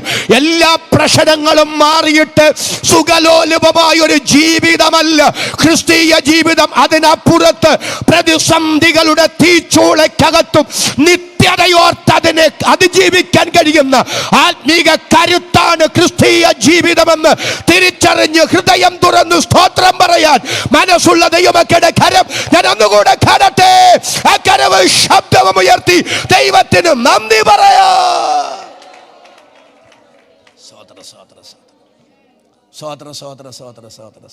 എൻ്റെ ഹൃദയം നന്ദിയാൽ ദൈവത്തിൽ ഞാൻ പിന്നീട് വിശദീകരിച്ചോളാം. അപ്പോൾ ഒന്ന് ബഹു കഷ്ടം എന്ന് പറയുമ്പോൾ ഒന്ന് പറഞ്ഞേ, ഇപ്പം പൗലോസിൻ്റെ ആശങ്ക, ദൈവമേ അവരിങ്ങനെ നിരന്തരം മൃഗീയമായി പീഡിപ്പിക്കപ്പെട്ടുകൊണ്ടിരിക്കുകയാണ്, ഉപദ്രവിക്കപ്പെട്ടുകൊണ്ടിരിക്കുക. ഈ നരനായാട്ടിൻ്റെ മുൻപിൽ, ഹീനമായ ശാരീരിക ഉപദ്രവങ്ങളുടെ മുമ്പിൽ ഇവർക്ക് പിടിച്ചു നിൽക്കാൻ കഴിയുമോ? ഒരു നല്ല ആമേനൊന്ന് പറഞ്ഞേ. ഹല്ലേലൂയ. ഞങ്ങളുടെ പ്രയത്നം ഞാൻ നിങ്ങളെ നിരുത്സാഹപ്പെടുത്തുകയല്ല, അവസാനം നിങ്ങളെ ഒന്ന് ധൈര്യപ്പെടുത്താനാണ് ഞാൻ ഈ ഭാഗമൊന്ന് പറഞ്ഞു വരുന്നത്. ഇപ്പം നിങ്ങൾ ടെൻഷനൊന്നും അടിക്കുകയൊന്നും ചെയ്യരുത്. ദൈവത്തിൻ്റെ സ്തോത്രം. അപ്പോൾ ഒന്ന് അവരുടെ ഉപദ്രവങ്ങളാണ്. രണ്ടാമത്തോടൊന്ന് സൂചിപ്പിച്ചിട്ട് മൂന്നാമത്തെ പ്രധാന ചിന്തയിലേക്ക് വരാം. രണ്ടാമത്തേത് അവരുടെ പ്രിയപ്പെട്ടവർ പലരും പെട്ടെന്ന് ഈ ലോകത്തിൽ നിന്നും മാറ്റപ്പെട്ടു. എല്ലാവരും ഒന്ന് സ്തോത്രം ചെയ്ത് വരണേ. 1 തെസ്സലോനിക്കർ 4:13 സഹോദരന്മാരെ, നിങ്ങൾ പ്രത്യാശയില്ലാത്ത മറ്റുള്ളവരെ പോലെ ദുഃഖിക്കാതിരിക്കേണ്ടുന്നതിന് നിദ്ര കൊള്ളുന്നവരെ കുറിച്ച് അറിവില്ലാതിരിക്കരുത് എന്ന് ഞങ്ങൾ ആഗ്രഹിക്കുന്നു. എല്ലാവരും എൻ്റെ മുഖത്തോട്ട് നോക്കണം. അവർ വിശ്വാസത്തിൻ്റെ ശൈശവദശയിൽ നിൽക്കുന്ന സഭയിലെ പ്രിയപ്പെട്ടവർ ചിലരെന്ത് ചെയ്തു? ആ വേദന അവരുടെ ഹൃദയത്തിനകത്ത് കിടക്കുകയാണ്. പ്രിയപ്പെട്ടവരുടെ വേർപാട് അവരെ, എല്ലാവരും ഒന്ന് സ്തോത്രം ചെയ്ത് വരണം, മാനസികമായി തളർത്തിക്കളഞ്ഞു. ഒരു വാക്ക് ഞാനൊന്ന് പറയുമ്പോൾ നിങ്ങൾ എൻ്റെ കൂടെ ഒന്ന് വരണം. എൻ്റെ പ്രിയരെ, കോവിഡ് കാലത്ത് എത്ര പേരെന്നെ വിളിച്ച് ചോദിച്ചെന്നറിയാം, പാസ്റ്ററേ അപ്പച്ച സ്വർഗത്തിൽ പോവോ, അമ്മച്ചി സ്വർഗത്തിൽ പോവോ? അപ്പം ഞാൻ ചോദിച്ചെന്താ പാസ്റ്ററേ, കല്ലറകളിലുള്ളവർ ദൈവപുത്രൻ്റെ, പാസ്റ്ററേ ഗവൺമെൻറ് പൊതു ശ്മശാനത്തിലൊക്കെ കൊണ്ടുപോയി അല്ലേ? എല്ലാവരും എന്നോട് വരുന്നുണ്ടോ? ഞാൻ അന്ന് മനസ്സിലാക്കി ഇത്രയും നിഷ്കളങ്കർ നമ്മുടെ കൂടെ ഉണ്ടല്ലോ എന്ന്. എത്ര ഹൃദയപരമാർത്ഥികൾ. പക്ഷെ ഞാൻ അവരോട് പറഞ്ഞൊരു കാര്യമുണ്ട്. 1-ാം നൂറ്റാണ്ടിൽ ഇരുമ്പ് തൂണുകളിൽ ഇരുമ്പ് ചങ്ങല കൊണ്ട് ബന്ധിച്ച് മെഴുക് ശീല ചുറ്റി മെഴുകുതിരി കത്തിക്കുന്നത് പോലെ റോമൻ സാമ്രാജ്യത്തിൻ്റെ കിരാതന്മാരായ ഭരണാധികാരികൾ 10,000 ദൈവമക്കളെ കത്തിച്ചു കൊന്നിട്ടുണ്ട്.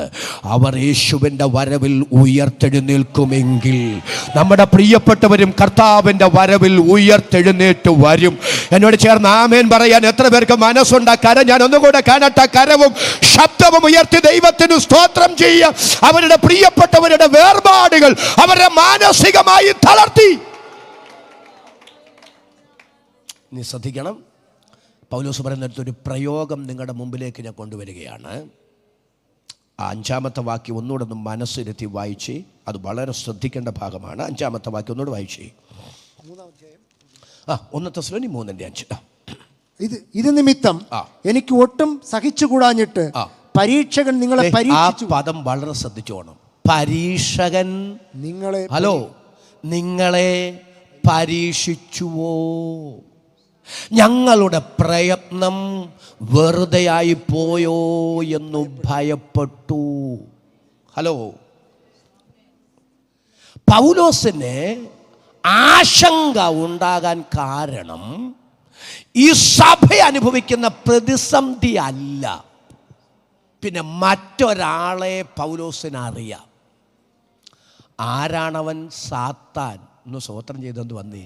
പിശാച്. അവൻ ആരാണ്? പരീക്ഷകനാണ്. ശ്രദ്ധിച്ചേ, പരീക്ഷകൻ നിങ്ങളെ പരീക്ഷിച്ചുവോ? ആശയെന്നറിയാമോ? ഒരു ദൈവ പൈതലിനൊരു പ്രതിസന്ധി ഉണ്ടാകുമ്പോൾ ആ പ്രതിസന്ധിയെ മുതലെടുത്ത് എങ്ങനെ ദൈവവുമായുള്ള ബന്ധത്തിൽ നിന്ന് അവനെ അകറ്റാൻ കഴിയും എന്ന് സാത്താൻ അറിയാം. അവൻ അതിന് പരിശ്രമിക്കാറുണ്ട്. ഇന്ന് പകൽ കൃപ ലഭിച്ച ദൈവമക്കളോട് ഞാൻ വിളിച്ചു പറയാം, ജീവിതത്തിൽ ഉണ്ടാകുന്ന പ്രതിസന്ധികളെ നാമും നമ്മുടെ ദൈവവുമായുള്ള ബന്ധത്തെ ഇല്ലായ്മ ചെയ്യാൻ പിശാച് മുതലെടുക്കാൻ സാധ്യതയുണ്ട്. ആ മേഖലയെ കണ്ട് ജയമെടുക്കാൻ എനിക്ക് കൃപ തരണമെന്ന് ആത്മാവിൽ സ്തോത്രം ചെയ്ത് പ്രാർത്ഥിക്കുന്ന എത്ര ദൈവമക്കൾ ഇതിനകത്ത് വന്നിട്ടുണ്ട്. യേശു ക്രിസ്തുവിന്റെ നാമത്തിൽ അങ്ങനെ മുതലെടുപ്പിന് വെല്ലുവിളിക്കുന്ന ഏതെങ്കിലും പൈശാചിക മണ്ഡലങ്ങൾ ഒളിഞ്ഞിരിപ്പുണ്ടെങ്കിൽ പാമ്പുകളെയും തേളുകളെയും ചവിട്ടാൻ, ശത്രുവിന്റെ സകല ബലത്തെയും കെടുത്താൻ അധികാരം തന്ന യേശു ക്രിസ്തുവിന്റെ നാമത്തിൽ ആ പൈശാചിക പദ്ധതികളെ ഞങ്ങൾ അഴിച്ചു മാറ്റുകയാണ്. കൃപ ലഭിച്ച അഭിഷക്തന്മാർ, കൃപ ലഭിച്ച ദൈവമക്കൾ കരമടിച്ച് അന്യഭാഷയിൽ അല്പനിമിഷം ദൈവത്തിന് സ്തോത്രം ചെയ്യാം.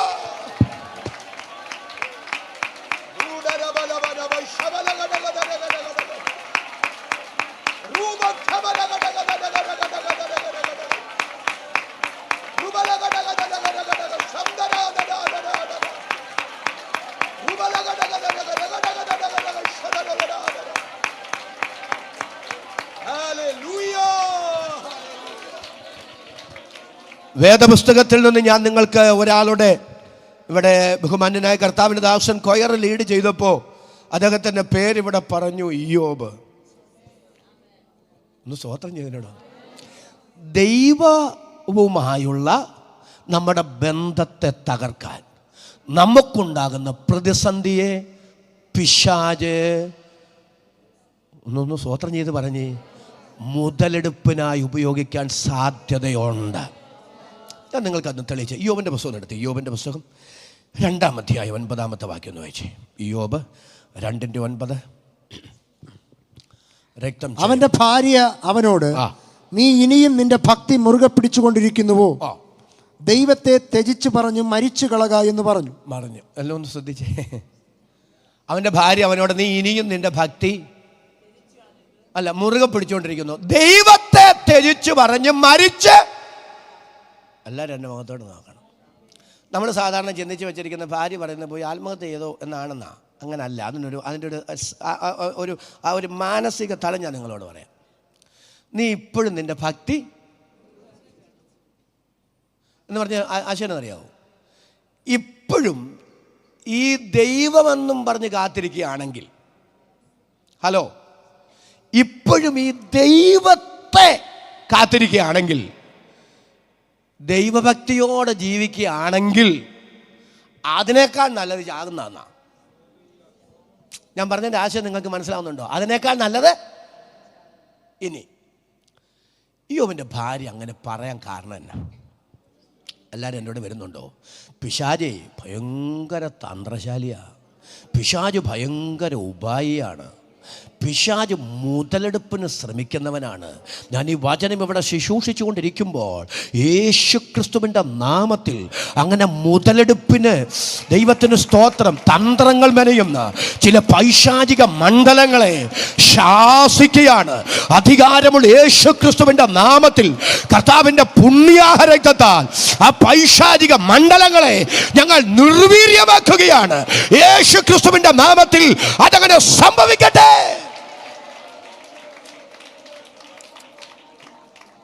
യോബിൻ്റെ ഭാര്യ അങ്ങനെ ചിന്തിക്കാനൊരു കാരണമുണ്ട്. പിശാചിന്റെ വഞ്ചനയ്ക്കകത്ത് അവൾ വീണു.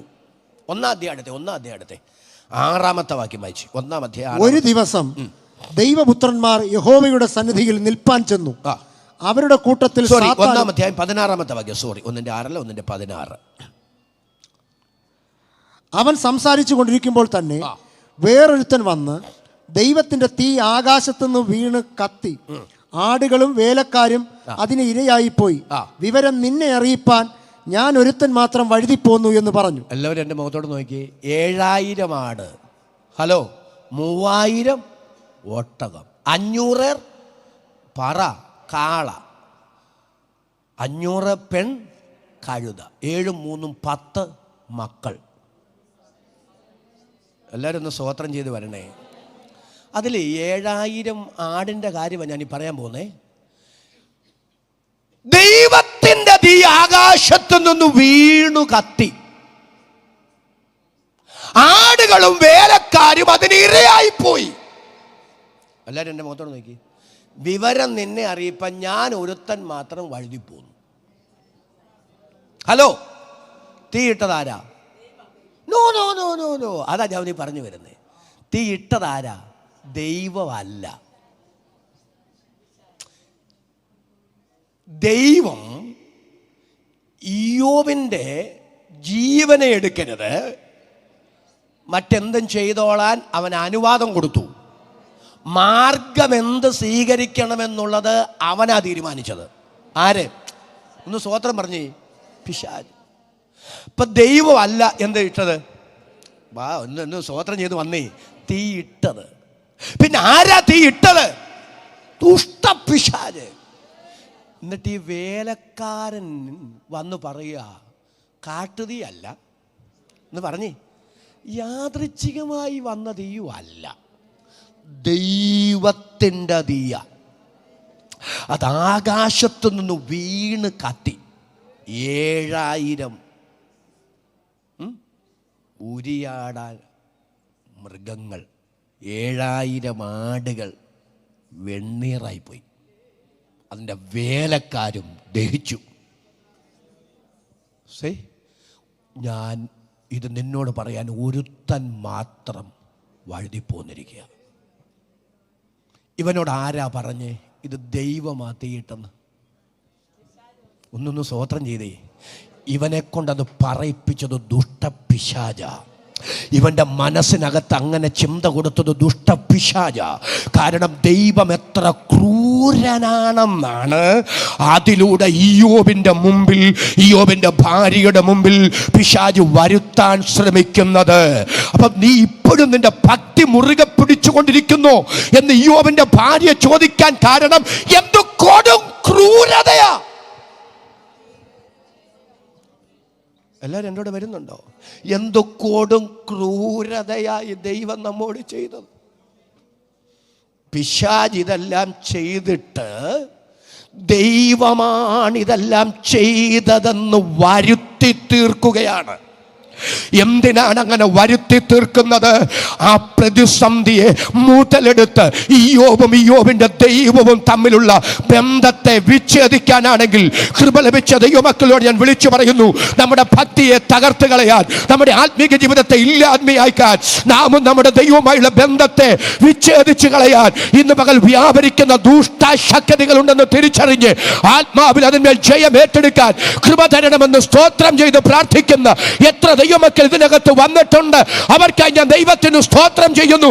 യേശു ക്രിസ്തുവിന്റെ നാമത്തിൽ ഇന്ന് പകൽ ഞാൻ കൽപ്പിക്കുന്നു, ജീവിതത്തിലെ പ്രതിസന്ധികൾ, ആത്മീക ജീവിതത്തെ തകർത്ത് കളയാൻ ദുഷ്ടപിശാച് മുതലെടുക്കുന്ന ഏതെങ്കിലും മേഖലകൾ ഉണ്ടെങ്കിൽ അതിന്മേൽ ജയം വെളിപ്പെടട്ടെ. അല്പം കൂടെ ആഴത്തിൽ നിങ്ങൾക്കത് മനസ്സിലാക്കി തരാം. പിശാച് പരീക്ഷകനാ, മുതലെടുപ്പിന് പരിശ്രമിക്കുന്നവനാ. 8-ാം അധ്യായം എൻ്റെ ഹൃദയം തകർത്തൊരു വാചകമാണ്. 8-ാം അധ്യായം എടുത്ത് 8-ാം അധ്യായത്തിൻ്റെ 4-ാമത്തെ വാക്യം. 8-ാം അധ്യായം. നിന്റെ മക്കൾ അവനോട് പാപം ചെയ്തെങ്കിൽ, നിന്റെ മക്കൾ അവനോട് പാപം ചെയ്തെങ്കിൽ അവൻ അവരെ അവരുടെ അവരുടെ അതിക്രമങ്ങൾ കേൾപ്പിച്ചു കളഞ്ഞു. പ്ലീസ് അല്പം സീരിയസ് ആയിട്ടൊന്ന് ചിന്തിക്കണേ. 10 ഡെഡ് ബോഡി കണ്ട് മനസ്സ് മരവിച്ചിരിക്കുന്നു ഒരപ്പനോട്. എല്ലാവരും ഒന്ന് സ്തോത്രം ചെയ്ത് പറഞ്ഞ്. ആ ഭക്തനോട് ആരാ പറയുന്നറിയാവോ? യോബിൻ്റെ സ്നേഹിതന്മാരാ. പിന്നീട് പറയാതെ അവരെന്താ പറയുന്നേ? നിന്റെ മക്കളെ അവരെ ആരാ കൊന്നെന്നറിയാവോ? ഒന്ന് സ്തോത്രം ചെയ്തതിനോട് വന്നേ. അവൻ അവരെ അവരുടെ അതിക്രമങ്ങൾക്ക് ദൈവം അവരെ കൊന്നുകളഞ്ഞു. എന്താ കൊന്നുകളയാ കാരണം എന്നറിയാവോ? അവര് പാപികളാ. അവരുടെ അതിക്രമ നിമിത്തം ദൈവം അവരെ കൊന്നതാ. നിറകണ്ണുകളോടെ ഞാൻ സ്തോത്രം ചെയ്ത് പറഞ്ഞോട്ടെ. ആരുടെയെങ്കിലും ജീവിതത്തിലുണ്ടാകുന്ന എന്തെങ്കിലും തിക്താനുഭവങ്ങളുടെ വെളിച്ചത്തിൽ അവരുടെ ഭക്തിയെ അളക്കാനോ അവരുടെ ആത്മീകതയെ വിമർശിക്കാനോ വചനം നമുക്ക് അനുവാദം തരുന്നില്ല. എല്ലാവരോടും അനുകമ്പയോടും ആർദ്രതയോടും ഇടപെടാൻ എനിക്ക് കൃപ തരണമെന്ന് സ്തോത്രം ചെയ്ത് ദൈവത്തോട് പ്രാർത്ഥിക്കുന്ന എത്ര പേരിവിടെയുണ്ട്? അവരുടെ കര ഞാൻ ഒന്നുകൂടെ കാണട്ടെ. ആ കരവ് ശബ്ദവും ഉയർത്തി ദൈവത്തിന് സ്തോത്രം ചെയ്യുക. എല്ലാവരോടും അനുകമ്പയുള്ളവരായിരിക്കുക. ഞാനൊരു പ്രത്യേക വിഷയത്തിലേക്ക് ഇന്ന് പകൽ വരികയാണ്. ആരായി പറയുന്നേ? ഹലോ, ഒന്ന് സ്തോത്രം ചെയ്ത് പറഞ്ഞേ. ആരായി പറയുന്നേ? ഇയ്യോബിൻ്റെ സ്നേഹിതന്മാർ. എന്താ പറയുന്നേ? നിന്റെ മക്കളെ കൊന്നുകളഞ്ഞത് ആരാ? ദൈവം. എന്തുകൊണ്ട് കൊന്നുകളഞ്ഞു? അവരുടെ അതിക്രമങ്ങൾ നിമിത്തം, പാപം നിമിത്തം. ഞാൻ പലപ്പോഴും ചിന്തിക്കാറുണ്ട്, ദൈവമേ, ഇയ്യോബിൻ്റെ മക്കളെ പോലെ നല്ല മക്കൾ വേദോസത്തിൽ വേറെ ആരാ ഉള്ളത്? ഒരു നല്ല ആമേനെന്ന് പറഞ്ഞു വരണേ. എനിക്ക് ഇയ്യോബിൻ്റെ മക്കളെ ഇഷ്ടപ്പെട്ടതിൽ ഏറ്റവും പെരുത്ത സന്തോഷം എന്താണെന്നറിയാവോ? ബന്ധങ്ങൾക്ക് വില കൽപ്പിച്ചിരുന്നവരവർ. ഒരു നല്ല ആമേനെന്ന് പറഞ്ഞ്. ആമേൻ പോരാ, കര ഉയർത്തിട്ട് നല്ല ആമേനെന്ന് പറയണം. എന്താ ബന്ധങ്ങൾക്ക്? എല്ലാ സഹോദരന്മാരും അവരുടെ വിശേഷ ദിവസങ്ങൾ വരുമ്പോൾ സഹോദരിമാരെ കൂടെ ആളയച്ച് വിളിപ്പിക്കും, അല്ലേ? ബന്ധങ്ങൾക്ക് അവർ വില കൽപ്പിച്ചു. ഞാനൊരു കാര്യം സ്നേഹത്തോടെ പറയുമ്പോൾ എന്നോട് പിണങ്ങരുതേ. ബന്ധങ്ങൾ ഭൂമിയിലേ ഉള്ളൂ, സ്വർഗത്തിലില്ല. എന്നോട് പിണക്കമല്ലെന്ന് തോന്നുന്നു. ഞാൻ സ്വർഗത്തിൽ ചെല്ലുമ്പോൾ എൻ്റെ ഭാര്യ, എൻ്റെ 2 പെൺമക്കൾ, എൻ്റെ അപ്പൻ, എൻ്റെ അമ്മ, എൻ്റെ സഹോദരങ്ങൾ, അയ്യോ അവരെ കാണുമ്പോൾ എനിക്കൊരു പെരുത്ത സന്തോഷം. അയ്യോ എൻ്റെ ഭാര്യ, എൻ്റെ മക്കൾ.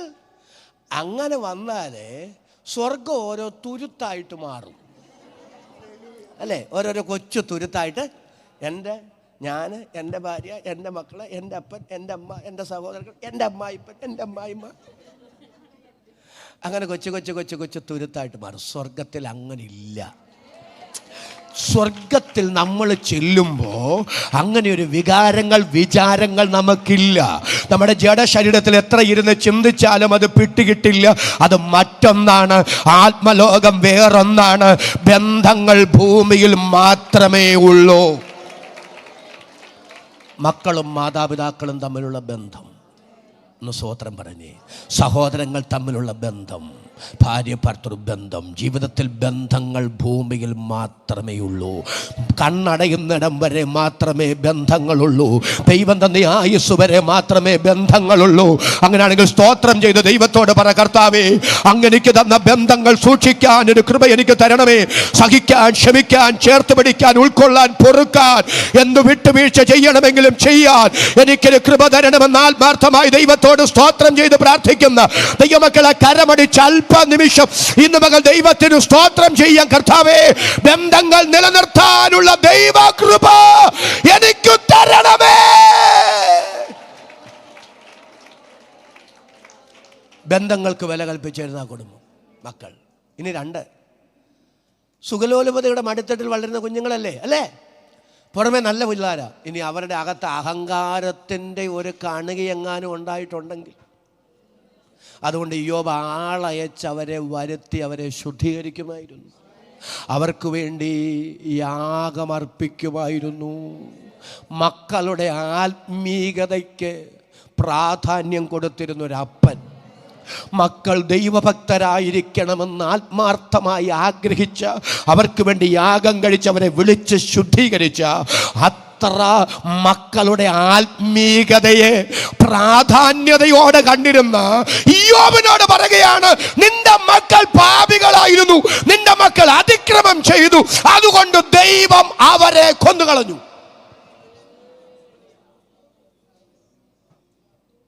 എത്ര കഠിനമായ വാക്കുകളാണ് പറയുന്നത്. ആരാ പറഞ്ഞ്? ഒന്ന് സ്വോത്രം ചെയ്ത് പറഞ്ഞ്. സ്നേഹിതന്മാരാ. ഞാൻ പറയാൻ പറയുന്നത്, അവരെ കുറ്റം പറയരുത്. അവരിങ്ങനെ പറയേണ്ടവരല്ല, അവരിങ്ങനെ പറയാൻ വന്നതുമല്ല. എല്ലാവരും ഒന്ന് സ്വോത്രം ചെയ്ത് വന്നേ. അവർ നല്ല മനുഷ്യരായിരുന്നു.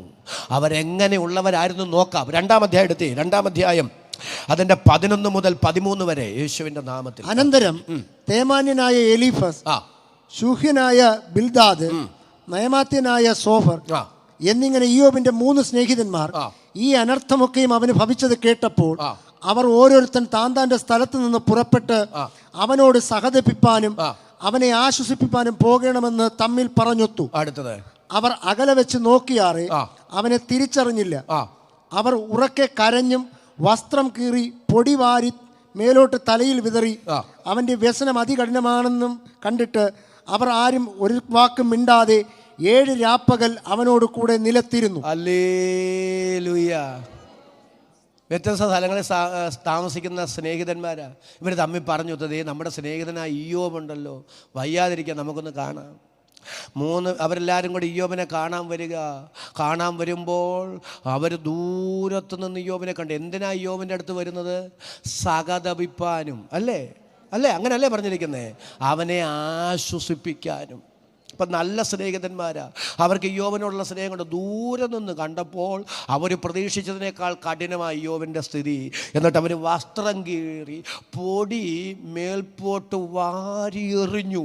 എന്നെ ഏറ്റവും അത്ഭുതപ്പെടുത്തിയ കാര്യം, 7 ദിവസം ഒരു അക്ഷരം ഉരിയാടാതെ കുത്തിയിരുന്നു. എൻ്റെ പൊന്നു പാസ്റ്റർ, 7 ദിവസം വെള്ളം കുടിക്കാതിരിക്കുക ഒരു നല്ല ആമേനെന്ന് പറഞ്ഞു. പക്ഷെ മിണ്ടാതിരിക്കുക എന്നൊക്കെ പറഞ്ഞത് നടക്കുന്ന കാര്യമാണോ? 7 രാപകൽ ഒരക്ഷരം മുരിയാടാതെ അവർ ഇയ്യോബിൻ്റെ അടുക്കൽ കുത്തിയിരുന്നു. അത്ര നല്ല മനുഷ്യരാ അവര്. എല്ലാവരും ഒന്ന് സ്തോത്രം ചെയ്തു വരുന്നുണ്ടോ അല്ലോടെ? പക്ഷേ എൻ്റെ പ്രിയപ്പെട്ടവരെ, ഞാനൊരു ദൂത് നിങ്ങൾക്ക് കൈമാറുകയാണ്. ഇയ്യോബിനോട് ഒരുമിച്ച് സഹതപിപ്പാനും അവനെ ആശ്വസിപ്പിക്കാനും അവൻ്റെ ആ വേദനയിൽ അവനോടൊരുമിച്ച് സമയം ചിലവഴിക്കാനും വന്ന ആ നല്ല സ്നേഹിതന്മാരെ ദുഷ്ടപിശാച് ഇയ്യോബിനെതിരാക്കി മാറ്റി. ഒരു കാരണവശാലും അവരിൽ നിന്ന് വീഴാൻ പാടില്ലാത്ത വാക്കുകൾ പറഞ്ഞ് ഇയ്യോബിനെ മാനസികമായി പിശാച് തകർക്കാൻ പദ്ധതിയിട്ടു. ഇന്ന് പകൽ ഞാൻ സ്തോത്രം ചെയ്തു പറയുന്നു, പിശാചാണ് ബന്ധങ്ങളെ തകർക്കുന്നത്, ബന്ധങ്ങൾക്ക് വിള്ളൽ വീഴ്ത്തുന്നത് ദുഷ്ടപിശാചാണ്. ഈ ഉപവാസ പ്രാർത്ഥനയുടെ 12ാമത്തെ പകൽ ബന്ധങ്ങളെ തകർക്കുന്ന, അത് ദൈവവുമായുള്ള ബന്ധമാണെങ്കിലും മനുഷ്യർ തമ്മിലുള്ള ബന്ധങ്ങളാണെങ്കിലും ബന്ധങ്ങളെ തകർക്കാൻ വെല്ലുവിളിക്കുന്ന, ആമേൻ, ബന്ധങ്ങളെ തകർക്കാൻ ദൈവത്തിന് സ്തോത്രം പദ്ധതികൾ തയ്യാറാക്കുന്ന പൈശാചിക പോരുകളെ സ്വർഗത്തിനും ഭൂമിക്കും നാഥനായ നസറയനായ യേശു ക്രിസ്തുവിന്റെ അധികാരമുള്ള നാമത്തിൽ ഞങ്ങൾ ഒരുമിച്ച് ആത്മാവിൽ ശാസിക്കുന്നു. വിശ്വസിക്കുന്ന ദൈവമക്കൾ കരമടിച്ച് അധരങ്ങൾ തുറന്ന് അല്പനിമിഷം ദൈവത്തിന് സ്തോത്രം ചെയ്യുക. ബന്ധങ്ങളെ വിച്ഛേദിക്കുന്ന പൈശാചിക പദ്ധതികൾ ഈ പകൽ അഴിയട്ടെ.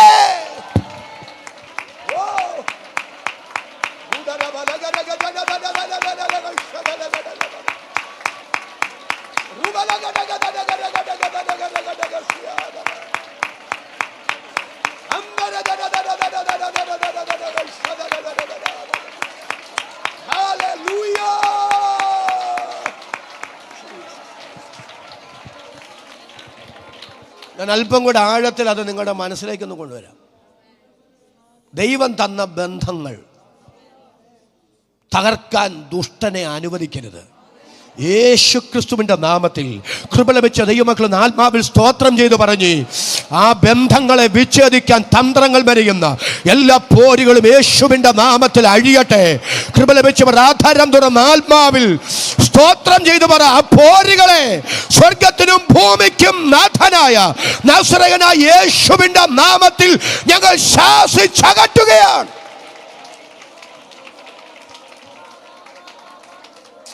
19 അധ്യായം എടുത്ത് 19 അധ്യായം 13 മുതലുള്ള വാക്യങ്ങളൊന്ന് വായിച്ചേ. യോബിന്റെ പുസ്തകം 19 അധ്യായം ഒന്ന് ശ്രദ്ധിച്ച് കേട്ടോണേ. അവർ എൻ്റെ സഹോദരന്മാരെ എന്നോട് അകറ്റിക്കളഞ്ഞു, എൻ്റെ പരിചയക്കാർ എനിക്ക് അന്യരായി. എല്ലാവരും എൻ്റെ മുഖത്തോടെ നോക്കണേ. എൻ്റെ സഹോദരന്മാരെ എന്നോട് അകറ്റിക്കളഞ്ഞു, എൻ്റെ പരിചയക്കാർ എനിക്ക് അന്യരായി. ഈ യോബ് ആരാണെന്നൊന്ന് അറിയാവോ? എൻ്റെ മുഖത്തോടെ നോക്കാമെങ്കിൽ ഞാൻ പറയാവേ. യോബ് പറയുന്നുണ്ട്, ദൈവത്തിൻ്റെ സഖ്യത്വം എനിക്കുണ്ടായിരുന്നു. എൻ്റെ മക്കൾ എൻ്റെ മേശയ്ക്ക് ചുറ്റുമിരുന്ന പണ്ടത്തെ കാലം ഞാൻ ഓർക്കുന്നു. അന്ന് എങ്ങനെയായിരുന്നു? അന്ന് ഞാൻ വെണ്ണ കൊണ്ട് എൻ്റെ കാല് കഴുകി. അങ്ങനെ നമ്മൾ സാധാരണ പച്ചവെള്ളത്തിലും ചൂടുവെള്ളത്തിലൊക്കെ കാല് കഴുകുന്നവരാ അല്ലേ? ചില ത്വക്ക് രോഗങ്ങൾക്ക് ആയുർവേദ വൈദ്യന്മാർ പറയാറുണ്ട് കാടിവെള്ളത്തിൽ കാല് കഴുകാൻ. പക്ഷെ ഇയ്യോബ് വെണ്ണ കൊണ്ട് കാല് കഴുകി. ആ മനുഷ്യൻ ആരാണെന്ന് ഓർത്ത്. 2, പാറ തൈല നദികളെ എനിക്ക് ഒന്ന് സ്തോത്രം ചെയ്ത് പറഞ്ഞേ ഒഴുക്കി തന്നു. പട്ടണത്തിൽ വിശാല സ്ഥലത്ത് ഞാൻ എൻ്റെ ഇരിപ്പിടം കൊണ്ട് വയ്ക്കുമ്പോൾ യൗവനക്കാർ എന്നെ കണ്ടിട്ട് ഓടി ഒളിച്ചു. അപ്പോൾ അവിടുത്തെ ഒരു ന്യായാധിപനായിരുന്നു. ആര് ഒന്ന് സ്തോത്രം പറഞ്ഞേ. അയ്യോ, പട്ടണത്തിൽ വിശാല സ്ഥലത്ത് തൻ്റെ ഇരിപ്പിടം കൊണ്ട് വയ്ക്കുമ്പോൾ യൗവനക്കാർ അദ്ദേഹത്തെ കണ്ടിട്ട് ആ മനുഷ്യൻ്റെ നീതിബോധത്തിന് മുമ്പിൽ പിടിച്ചു നിൽക്കാൻ പ്രാപ്തിയില്ലാതെ ഓടി ഒളിക്കുമായിരുന്നു. 2, വൃദ്ധന്മാർ എഴുന്നേറ്റ് നിന്ന് ബഹുമാനിക്കും. പ്രഭുക്കന്മാർ സംസാരം നിർത്തി വാപൊത്തും. ഒന്ന് ഓർത്ത് നോക്കി, ഒന്ന് സ്തോത്രം പറഞ്ഞേ. ആരാ? വെണ്ണ കൊണ്ട് കാല് കഴുകിയ, പാറ തൈല നദികളെ ഒഴുക്കിക്കൊടുത്ത, പട്ടണത്തിൽ വിശാല സ്ഥലത്ത് ഇരിപ്പിടം കൊണ്ട് വയ്ക്കുമ്പോൾ യൗവനക്കാർ ഓടി ഒളിച്ച, വൃദ്ധന്മാർ എഴുന്നേറ്റ് നിന്ന് ബഹുമാനിച്ച, പ്രഭുക്കന്മാർ സംസാരം നിർത്തി വാപൊത്തിയ അത്ര സമാധരണീയനായൊരു വ്യക്തിപ്രഭാവമാണ് ഇയ്യോബ്. ആ മനുഷ്യനാ ഇപ്പം പറയുന്നതേ. നീ തുടർന്നുള്ള ഭാഗങ്ങൾ കേട്ടോണേ. എൻ്റെ സഹോദരന്മാരെ എന്നോട് അകറ്റി. അടുത്ത വായിച്ചോ. എൻ്റെ പരിചയക്കാർ എനിക്ക് അന്യരായി തീർന്നു. എൻ്റെ ബന്ധുജനം ഒഴിഞ്ഞു മാറി.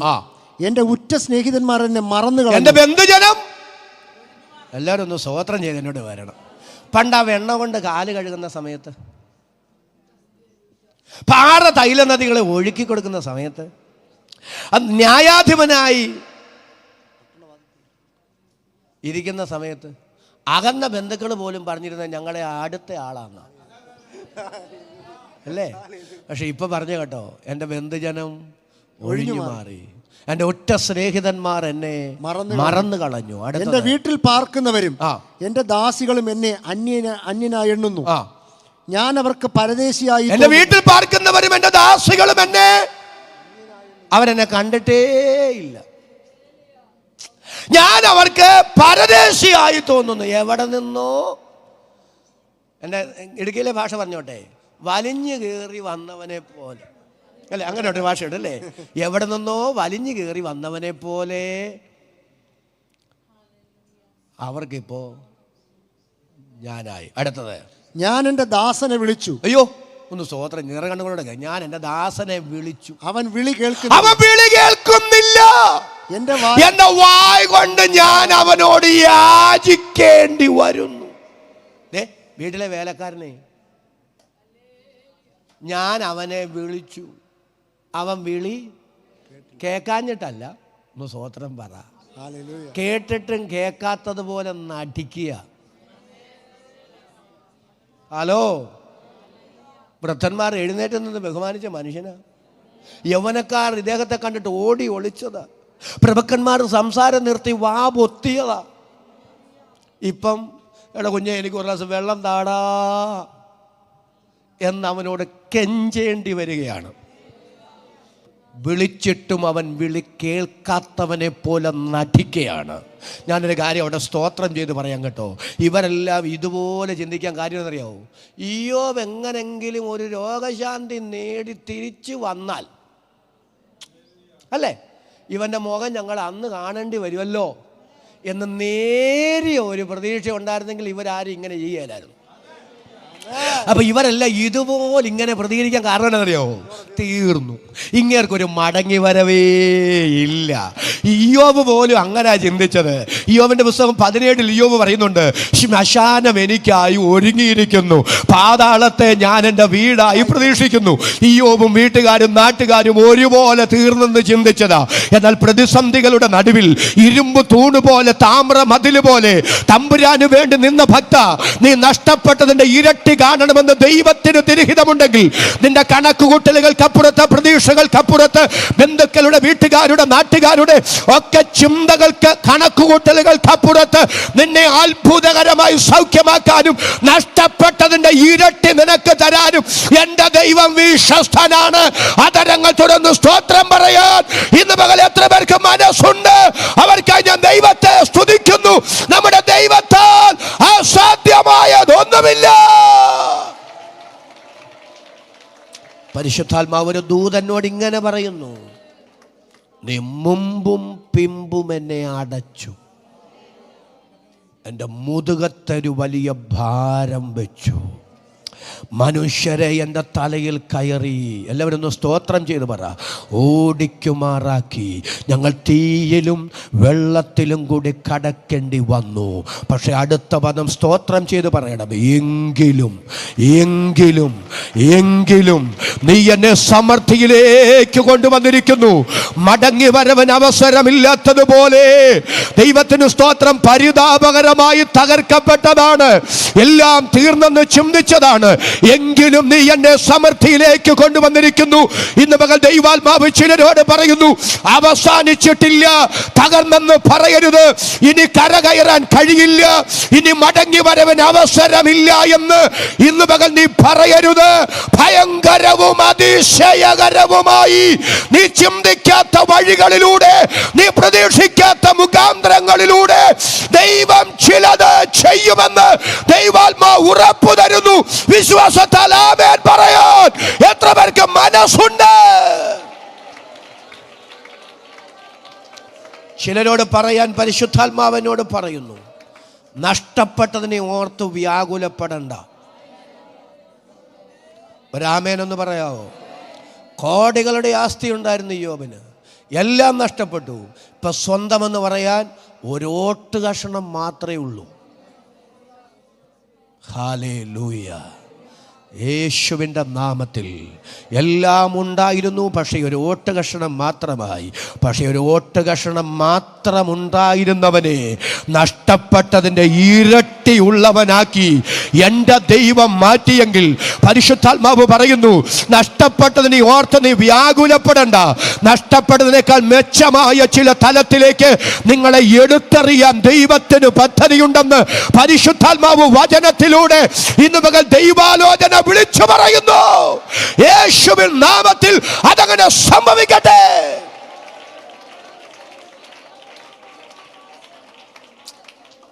കർത്താവ് എന്നോട് പറയുന്നു, ശ്രദ്ധിച്ചു കേട്ടോ ഈ പദം, ഉള്ളത് പോകാനും ഇല്ലായ്മയെ പരിഹരിക്കാനും അധികം സമയം വേണ്ട.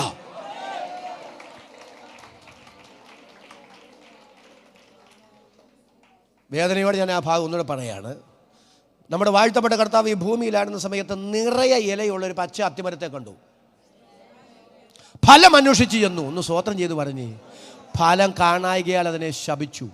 24 മണിക്കൂർ കഴിഞ്ഞ് ശിഷ്യന്മാർ അതുവഴി പോയപ്പോൾ കണ്ടു ആ അത്തി വേര് സഹിതം ഉണങ്ങിപ്പോയി. 24 മണിക്കൂർ മതി ഒരു പച്ച അത്തി വേര് സഹിതം ഉണങ്ങാൻ. എന്നാൽ പഴയ നിയമത്തിൽ ദൈവത്തിൻ്റെ അഭിഷിക്തനെതിരെ ജനം പുറപുറത്തപ്പോൾ ദൈവം പറഞ്ഞു ഓരോ ഗോത്രക്കാരനും ഓരോ വടി കൊണ്ടുവരാൻ പറഞ്ഞു. 12 ഗോത്രങ്ങൾ ഓരോ വടിയുമായി വന്നു. വടി 12 കർത്തൃസന്നിധിയിൽ വെക്കാൻ പറഞ്ഞു. ലേവ്യ ഗോത്രത്തിൻ്റെ വടിയിൽ അഹരോൻ്റെ പേരെഴുതാൻ പറഞ്ഞു. 24 മണിക്കൂർ കഴിഞ്ഞു. വടി ഓരോന്നും പുറത്തെടുത്തപ്പോൾ 11 വടി വച്ചതുപോലെ ഇരിപ്പുണ്ട്. എന്നാൽ അഹരോൻ്റെ പേരെഴുതിയ ലേവി ഗോത്രക്കാരൻ്റെ വടി അത് തളിർത്തു, അത് പൂത്തു, അതിൻ്റെ അകത്ത് ബദാം ഫലം കായ്ച്ചു. 24 മണിക്കൂർ കൊണ്ട് ഒരു പച്ച അത്തിയെ വേര് സഹിതം ഉണക്കിക്കാനും 24 മണിക്കൂർ കൊണ്ട് ഒരു വെറും വടിയെ തളിർപ്പിക്കാനും പൂവിടിപ്പിക്കാനും അതിൽ ബദാം ഫലം കായ്പിക്കാനും ദൈവത്തെ കൊണ്ട് കഴിഞ്ഞെങ്കിൽ നിശ്ചയമില്ലാത്ത ധനത്തിലല്ല സകലവും ധാരാളം അനുഭവിപ്പാൻ അവസരം തരുന്ന എൻ്റെ ദൈവത്തിനു സ്തോത്രമെന്ന് നിറകണ്ണുകളോടെ പറയാൻ എത്ര പേർക്ക് മനസ്സുണ്ട്? അവർക്കായി ഞാൻ ദൈവത്തിനു സ്തോത്രം ചെയ്യുന്നു. പരിശുദ്ധാത്മാവ് ഇന്നു പകൽ ചിലരോട് ഇടപെടുന്നു. നഷ്ടപ്പെട്ടതിനെ ഓർത്ത് വ്യാകുലപ്പെടണ്ട. ചിലതിനെ തിരിച്ചു വിളിക്കാൻ, ചിലതിനെ മടക്കി വരുത്താൻ ദൈവത്തിന് പദ്ധതിയുണ്ടെന്ന്, നഷ്ടപ്പെട്ടതിനേക്കാൾ മെച്ചമായ തലത്തിലേക്ക് നിന്നെ കൊണ്ടെത്തിക്കാൻ എൻ്റെ ദൈവത്തിന് പദ്ധതിയുണ്ടെന്ന് ദൈവാത്മാവ് ഇടപെടുകയാണ്.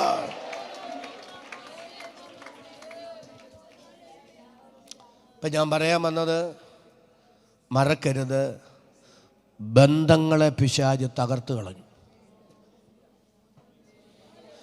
അവിടെ ഒരു പദമുണ്ട്, നിങ്ങളിപ്പോൾ വായിക്കാൻ, പിള്ളേരും എന്നെ പരിഹസിക്കുന്നെന്ന്. ഒന്ന് സ്വോത്രം പറഞ്ഞ് നിങ്ങൾക്കതങ്ങോട്ട് ഉൾക്കൊള്ളാൻ പറ്റുന്നുണ്ടോ? പിള്ളേരും എന്നെ, ആരായിരുന്നു ഈ മനുഷ്യൻ? അദ്ദേഹം അനുഭവിക്കുന്ന മാനസിക സംഘർഷം നിങ്ങളൊന്ന് കണ്ടി. ഒന്ന് സ്വോത്രം പറഞ്ഞു വന്നേ. വൃദ്ധന്മാർ എഴുന്നേറ്റ് നിന്ന് ബഹുമാനിച്ച, യൗവനക്കാർ ഓടി ഒളിച്ച, പ്രഭുക്കന്മാർ സംസാരം നിർത്തി വാപൊത്തിയ മനുഷ്യൻ സ്വന്തം വേലക്കാരൻ പോലും തട്ടുകയാണ്. പിള്ളേർ പോലും കളിയാക്കിയാൽ എല്ലാവരെയും ഇയ്യോബിനെ എതിരാക്കി പിശാച് മാറ്റി. എന്തായിരുന്നു പിശാചിന്റെ ലക്ഷ്യം? ആ പ്രതിസന്ധിയെ ദൈവവുമായുള്ള ബന്ധത്തിൽ നിന്ന് ഇയ്യോബിനെ തകർത്ത് കളയാൻ പിശാച് മുതലെടുപ്പിന് ശ്രമിക്കുകയായിരുന്നു. കൃപ ലഭിച്ച ദൈവമക്കളോട് വിളിച്ചു പറയുന്നു, ദുഷ്ട പിശാച് മുതലെടുപ്പിന് പരിശ്രമിക്കുന്നവനാണ്. നമ്മുടെ ജീവിതത്തിൽ ഉണ്ടാകുന്ന ഓരോ പ്രതിസന്ധി പോലും ദൈവവുമായുള്ള ബന്ധത്തിൽ നിന്ന് നമ്മെ അകറ്റാൻ ഇടവരരുത്. എന്നോട് ചേർന്ന് ആമേൻ പറയാൻ എത്ര പേർക്ക് മനസ്സുണ്ട്? അവർക്കായി ഞാൻ ദൈവത്തെ സ്തുതിക്കുന്നു. ഇനി ഞാൻ ഈ ഭാഗത്തേക്ക് ഒന്ന് അവസാനിപ്പിക്കാം. ശ്രദ്ധിച്ചൊന്ന് കേൾക്കണേ. ഇപ്പൊ പൗലോസിനെ ആശങ്കാകുലനാക്കിയ കാര്യം അവിടെ പറയുന്നുള്ളൂ. പരീക്ഷകൻ നിങ്ങളെ പരീക്ഷിച്ചു. ഹലോ, ഇപ്പൊ സാത്താൻ ഈ പ്രതിസന്ധിയെ മുതലെടുക്കാൻ പരിശ്രമിക്കും. അങ്ങനെ അവൻ മുതലെടുപ്പ് നടത്തി. ഹലോ, ഇവർ വിശ്വാസത്തിൽ നിന്ന് പിറകോട്ട് പോകുമോ എന്നൊരാശങ്ക ആർക്കുണ്ടായി? പൗലോസിനുണ്ടായി. ഈ ആശങ്ക നിമിത്തം എനിക്ക് എത്ര ചിന്തിച്ചിട്ട് മനസ്സിലാത്തൊരു കാര്യം അവിടെ ഉണ്ട്. ഈ ആശങ്ക നിമിത്തം 1 അല്ല 2 പ്രാവശ്യം താനായിരിക്കുന്ന കൊരിന്തിൽ നിന്ന് തെസ്സലോനിക്കയിൽ എത്താൻ പൗലോസ് ആഗ്രഹിച്ചു. പക്ഷെ ആ യാത്രയെ സാത്താൻ തടഞ്ഞു. ഒന്ന് വായിച്ചേ, 1 തെസ്സലോനിക്ക ലേഖനം 2-ാം അധ്യായം അതിൻ്റെ 18-ാമത്തെ വാക്യം. അതുകൊണ്ട് നിങ്ങളുടെ അടുക്കൽ വരുവാൻ ഞങ്ങൾ വിശേഷാൽ പൗലോസായ ഞാൻ 1-2 പ്രാവശ്യം വിചാരിച്ചു, എന്നാൽ സാത്താൻ ഞങ്ങളെ തടുത്തു. എല്ലാവരും കരം ഉയർത്തിയിട്ട് നല്ല ആമേൻ എന്ന് പറഞ്ഞ്. ഞങ്ങൾ വിശേഷാൽ പൗലോസായ ഞാൻ 1-2 പ്രാവശ്യം നിങ്ങളുടെ അടുക്കൽ വരുവാൻ വിചാരിച്ചു, പക്ഷെ സാത്താൻ ഞങ്ങളെ തടഞ്ഞു. അത് വേറൊരു വിഷയം, ഞാൻ ആ ഭാഗത്തേക്ക് പോകുന്നില്ല.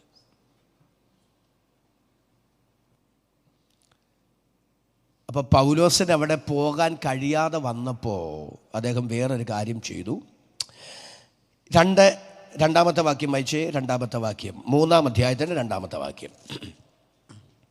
ഈ കഷ്ടങ്ങളിൽ ആരും കുലുങ്ങിപ്പോകാതിരിക്കേണ്ടതിന് നിങ്ങളെ സ്ഥിരപ്പെടുത്തുവാനും നിങ്ങളുടെ വിശ്വാസം സംബന്ധിച്ച് നിങ്ങളെ പ്രബോധിപ്പിക്കുവാനുമായിട്ട് നമ്മുടെ സഹോദരനും ക്രിസ്തുവിൻ്റെ സുവിശേഷ ഘോഷണത്തിൽ ദൈവത്തിൻ്റെ ശുശ്രൂഷകനുമായ തിമത്യോസിനെ അയച്ചു. ഞാൻ അതിലേക്ക് ഒരു കാര്യം ഒന്ന് പറഞ്ഞോട്ടെ. എല്ലാവരും ഒന്ന് സ്തോത്രം ചെയ്ത് എന്നോട് വരണം. വേദവസ്തു എനിക്ക് ഇത്ര ഇഷ്ടമുള്ളതിൻ്റെ കാര്യം എന്താണെന്നറിയാമോ? ഇതൊരു ഐതിഹ്യമല്ല, ഇതൊരു അനുമാനമല്ല, ഇതാരെങ്കിലും തോന്നലുകൾ എഴുതി വച്ചിരിക്കുന്നതല്ല. ഓരോ ലേഖനം എഴുതുമ്പോഴും ഓരോ വാക്കുകൾ എഴുതുമ്പോഴും അതിൻ്റെ പിന്നിലൊരു ചരിത്ര പശ്ചാത്തലമുണ്ട്. ഇത്ര ചരിത്ര പശ്ചാത്തലമുള്ള ഭൂമിശാസ്ത്രപരമായി ശരിയായ സത്യസന്ധമായ ദൈവവചനം നമ്മുടെ കരത്തിലെടുക്കാൻ, അധരം കൊണ്ട് പ്രസംഗിക്കാൻ, ഇത് വിശ്വസിക്കാൻ ദൈവം കൃപ തന്നതുകൊണ്ട് എൻ്റെ ദൈവത്തിന് സ്തോത്രമെന്ന് പറയാൻ മനസ്സുള്ള ദൈവമക്കളുടെ കരം ഞാൻ ഒന്നുകൂടെ കാണട്ടെ. കരവും ശബ്ദവും ഉയർത്തി ദൈവത്തിന് സ്തോത്രം ചെയ്യാം. പൗലോസ് പോകാൻ ആഗ്രഹിച്ചു, പക്ഷേ ആ യാത്ര നടന്നില്ല. പകരം പൗലോസ് തിമോത്തിയോസിനെ അയച്ചു. ശ്രദ്ധിച്ച് കേൾക്കണം. 3-ാമത്തെ വാക്യം ഞാനൊന്ന് വായിക്കാം. രണ്ടാമത്തെ വാക്യം. ഈ കഷ്ടങ്ങളിൽ ആരും കുലുങ്ങിപ്പോകാതിരിക്കേണ്ടതിന് നിങ്ങളെ സ്ഥിരപ്പെടുത്തുവാനും നിങ്ങളുടെ വിശ്വാസം സംബന്ധിച്ച് നിങ്ങളെ പ്രബോധിപ്പിക്കാനുമായിട്ട് നമ്മുടെ സഹോദരനും ക്രിസ്തുവിൻ്റെ സുവിശേഷ ഘോഷണത്തിൽ ദൈവത്തിൻ്റെ ശുശ്രൂഷകനുമായ തിമോത്തിയോസിനെ അയച്ചു. ഇനി എനിക്ക് ഏറ്റവും പെരുത്ത സന്തോഷമുള്ള കാര്യം പറഞ്ഞ് പ്രാർത്ഥിക്കാൻ പോവുകയാണ്. തിമോത്തിയോസ് ഒരു നല്ല ഗുഡ് ന്യൂസുമായിട്ടാണ് വന്നത്. ഒന്ന് സ്തോത്രം ചെയ്ത്. പൗലോസ് ഇങ്ങനെ ടെൻഷൻ അടിച്ച് നടക്കും. ദൈവമേ, ഞങ്ങളുടെ പ്രയത്നം വെറുതെ ആയിപ്പോയോ, പിശാച് മുതലെടുപ്പിന് ശ്രമിക്കുകയാണ്, പരീക്ഷകനവരെ കീഴ്പ്പെടുത്തുവോ എന്നോർത്ത് പൗലോസ് ടെൻഷൻ അടിച്ച് നടക്കുമ്പോൾ ദൈവത്തിന് സ്തോത്രം, ഒരു നല്ല ഗുഡ് ന്യൂസുമായിട്ട് ആ തിമോത്തിയോസ് വരുന്നത്. 6-ാമത്തെ വാക്യം ഒന്ന് വായിച്ചേ. 3-ാം അധ്യായത്തിൻ്റെ 6-ാമത്തെ വാക്യം. ആമേൻ. ഇപ്പോഴോ തിമോത്തിയോസ് നിങ്ങളുടെ അടുക്കൽ നിന്ന് വന്ന് നിങ്ങളുടെ വിശ്വാസത്തെയും സ്നേഹത്തെയും പറ്റി ഞങ്ങൾ നിങ്ങളെ കാണുവാൻ വാഞ്ചിക്കുന്നത് പോലെ നിങ്ങൾ ഞങ്ങളെയും കാണുവാൻ വാഞ്ചിക്കൊണ്ട് ഞങ്ങളെക്കുറിച്ച് നിങ്ങൾക്ക് എപ്പോഴും നല്ല ഓർമ്മയുണ്ട് എന്ന് ശബ്ദം ഉയർത്തിയിട്ട് നല്ല ആമേൻ എന്ന് പറഞ്ഞ്, ഇപ്പോഴോ തിമോത്തിയോസ് നിങ്ങളുടെ അടുക്കൽ നിന്ന് വന്ന് നിങ്ങളുടെ വിശ്വാസത്തെയും സ്നേഹത്തെ പറ്റിയും ഞങ്ങൾ നിങ്ങളെ കാണുവാൻ വാഞ്ചിക്കുന്നത് പോലെ നിങ്ങൾ ഞങ്ങളെ കാണുവാൻ വാഞ്ചിക്കുന്നത് കൊണ്ട് ഞങ്ങളെക്കുറിച്ച് നിങ്ങൾക്ക് എപ്പോഴും നല്ല ഓർമ്മയുണ്ട് എന്ന് ഞങ്ങളോട് സദ്വർത്തമാനം അറിയിച്ച കാരണത്താൽ. 7-ാമത്തെ വാക്യം. സഹോദരന്മാരെ, ഞങ്ങളുടെ സകല കഷ്ടത്തിലും സങ്കടത്തിലും നിങ്ങളുടെ വിശ്വാസം ഹേതുവായി ഞങ്ങൾ നിങ്ങളെക്കുറിച്ച് ആശ്വാസം പ്രാപിച്ച. 8-ാമത്തെ വാക്യം. നിങ്ങൾ കർത്താവിൽ നിലനിൽക്കുന്നു എന്നറിഞ്ഞ് ഞങ്ങൾ വീണ്ടും ജീവിക്കുന്നു. ആ കരമുയർത്തിന് നല്ല ആമേനെന്ന് ശബ്ദമുയർത്തി പറയാം. നിങ്ങൾ കർത്താവിൽ നിലനിൽക്കുന്നു എന്നറിഞ്ഞ് ഞങ്ങൾ വീണ്ടും ജീവിക്കുന്നു. ഉപദ്രവങ്ങളുണ്ട്, പ്രതിസന്ധികളുണ്ട്, പീഡകളുണ്ട്, ദുഷ്ടപിശാച പ്രതിസന്ധികൾ മുതലെടുപ്പിനായി ദൈവത്തിന് സ്തോത്രം വിനിയോഗിക്കാൻ പരിശ്രമിക്കുന്നുമുണ്ട്. പക്ഷെ പിശാചിനോ ഉപദ്രവങ്ങൾക്കോ ദൈവവുമായുള്ള നിങ്ങളുടെ ബന്ധത്തിൽ നിന്ന് നിങ്ങളെ അടർത്തി മാറ്റാൻ സാധിക്കില്ല.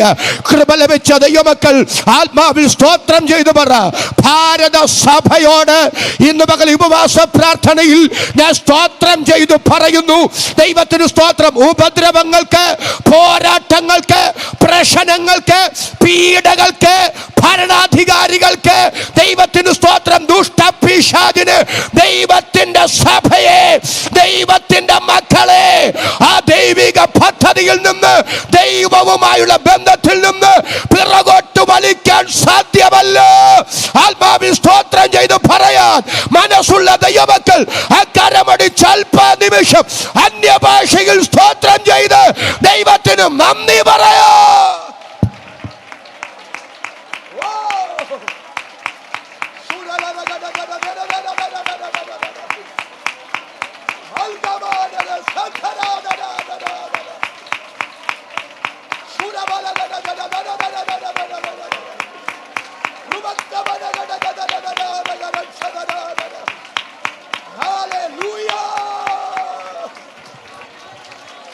Glory, glory, glory, glory, glory, glory, glory. എൻ്റെ ഹൃദയം നന്ദിയാൽ ദൈവസന്നിധിയിൽ പിടച്ചു വികസിക്കുന്നു. കൃപ ലഭിച്ച ദൈവമക്കൾ ആത്മാവിൽ നിന്ന് സ്തോത്രം ചെയ്തു പറഞ്ഞ് ക്രിസ്തുവിൻ്റെ സ്നേഹത്തിൽ നിന്ന് നമ്മെ വേർപിരിക്കുന്നത് ആര്? കഷ്ടതയോ സങ്കടമോ ആപത്തോ വാളോ നഗ്നതയോ പട്ടിണിയോ ഉയരത്തിനോ ആഴത്തിനോ നമ്മുടെ കർത്താവായ യേശുവിൻ്റെ സ്നേഹത്തിൽ നിന്ന് നമ്മെ വേർപിരിക്കാൻ സാധ്യമല്ല. കൃപ ലഭിച്ച ദൈവമക്കൾ ആത്മാവിൽ സ്തോത്രം ചെയ്തെന്ന് പറ. ഹാമാന്റെ ഭാര്യ സേരഷും അവന്റെ ഭൃത്യന്മാരും അവനോട് പറഞ്ഞതുപോലെ മൊർദെഖായിയുടെ യഹൂദ വംശക്കാരനാണെങ്കിൽ നീ അവനെ ജയിക്കയില്ല. കൃപ ലഭിച്ച ദൈവമക്കൾ സ്തോത്രം ചെയ്തു പറ. ദുഷ്ടപിശാചേ, നിന്റെ ഒരു പരിശ്രമങ്ങൾക്കും നിന്റെ ഒരു പദ്ധതികൾക്കും ദൈവത്തിന് സ്തോത്രം, ഞാനും എൻ്റെ ദൈവവുമായുള്ള ബന്ധത്തിൽ നിന്ന് പിറകോട്ട് വലിക്കാൻ സാധ്യമല്ല. ദൈവത്തിന് സ്തോത്രം. ഞാൻ ആരെ വിശ്വസിച്ചിരിക്കുന്നു എന്ന് ഞാൻ അറിയുന്നു. കൃപ ലഭിച്ചവർ ഒരുമിച്ച് ആത്മാവിൽ നിന്ന് സ്തോത്രം ചെയ്തു പറഞ്ഞ് ഞാൻ ആരെ വിശ്വസിച്ചിരിക്കുന്നു എന്ന് ഞാൻ അറിയുന്നു. അവൻ എൻ്റെ ഉപനിധി, ആ ദിവസം വരെ സൂക്ഷിപ്പാൻ അവ ശക്തനെന്ന് ഞാൻ ഉറച്ചുമിരിക്കുന്നു. എന്നെ ശക്തനാക്കുന്നവൻ മുഖാന്തരം ഞാൻ സകലത്തിലും മതിയാകുന്നു.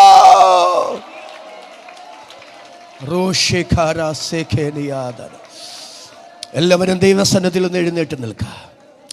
യേശുവിൻ്റെ നാമത്തിൽ, യേശുവിൻ്റെ നാമത്തിൽ, യേശുവിൻ്റെ നാമത്തിൽ പരിശുദ്ധാത്മാവിന്ന് പകൽ നമ്മോട് സംസാരിക്കുകയാണ്. കർത്താവ് ഇന്ന് പകൽ നമ്മെ ഉറപ്പിക്കുകയാണ്. കർത്താവ് ഇന്ന് പകൽ നമ്മെ ധൈര്യപ്പെടുത്തുകയാണ്. ദൈവത്തിൻ്റെ വചനത്തിൻ്റെ ദൂത് ദൈവത്തിൻ്റെ പരിശുദ്ധാത്മാവ് വ്യക്തിപരമായി നമുക്ക് കൈമാറി. എത്ര പേർക്ക് ആധാരം തുറന്ന് ദൈവത്തിന് സ്തോത്രം ചെയ്യാൻ കഴിയും? കൃപ ലഭിച്ച ദൈവമക്കൾ ആത്മാവിൽ ഒരുമിച്ചൊന്ന് സ്തോത്രം ചെയ്ത് പറഞ്ഞ് എന്നെ വിളിച്ച ദൈവം വിശ്വസ്തനാണ്. എന്നെ വിളിച്ച ദൈവം വിശ്വസ്തനാണ്. പോരാട്ടങ്ങളുടെ നടുവിൽ, പ്രതിസന്ധികളുടെ നടുവിൽ, വെല്ലുവിളികളുടെ നടുവിൽ എന്നെ ജയകരമായി നടത്താൻ എൻ്റെ ദൈവ ശക്തനാണ്. പരിശുദ്ധാത്മാവ് ഇന്ന് പകൽ ചിലരോട് പറയുന്നു, നീ തീയിൽ കൂടി നടന്നാൽ വെന്തു പോകയില്ല. ഹല്ലേലൂയ.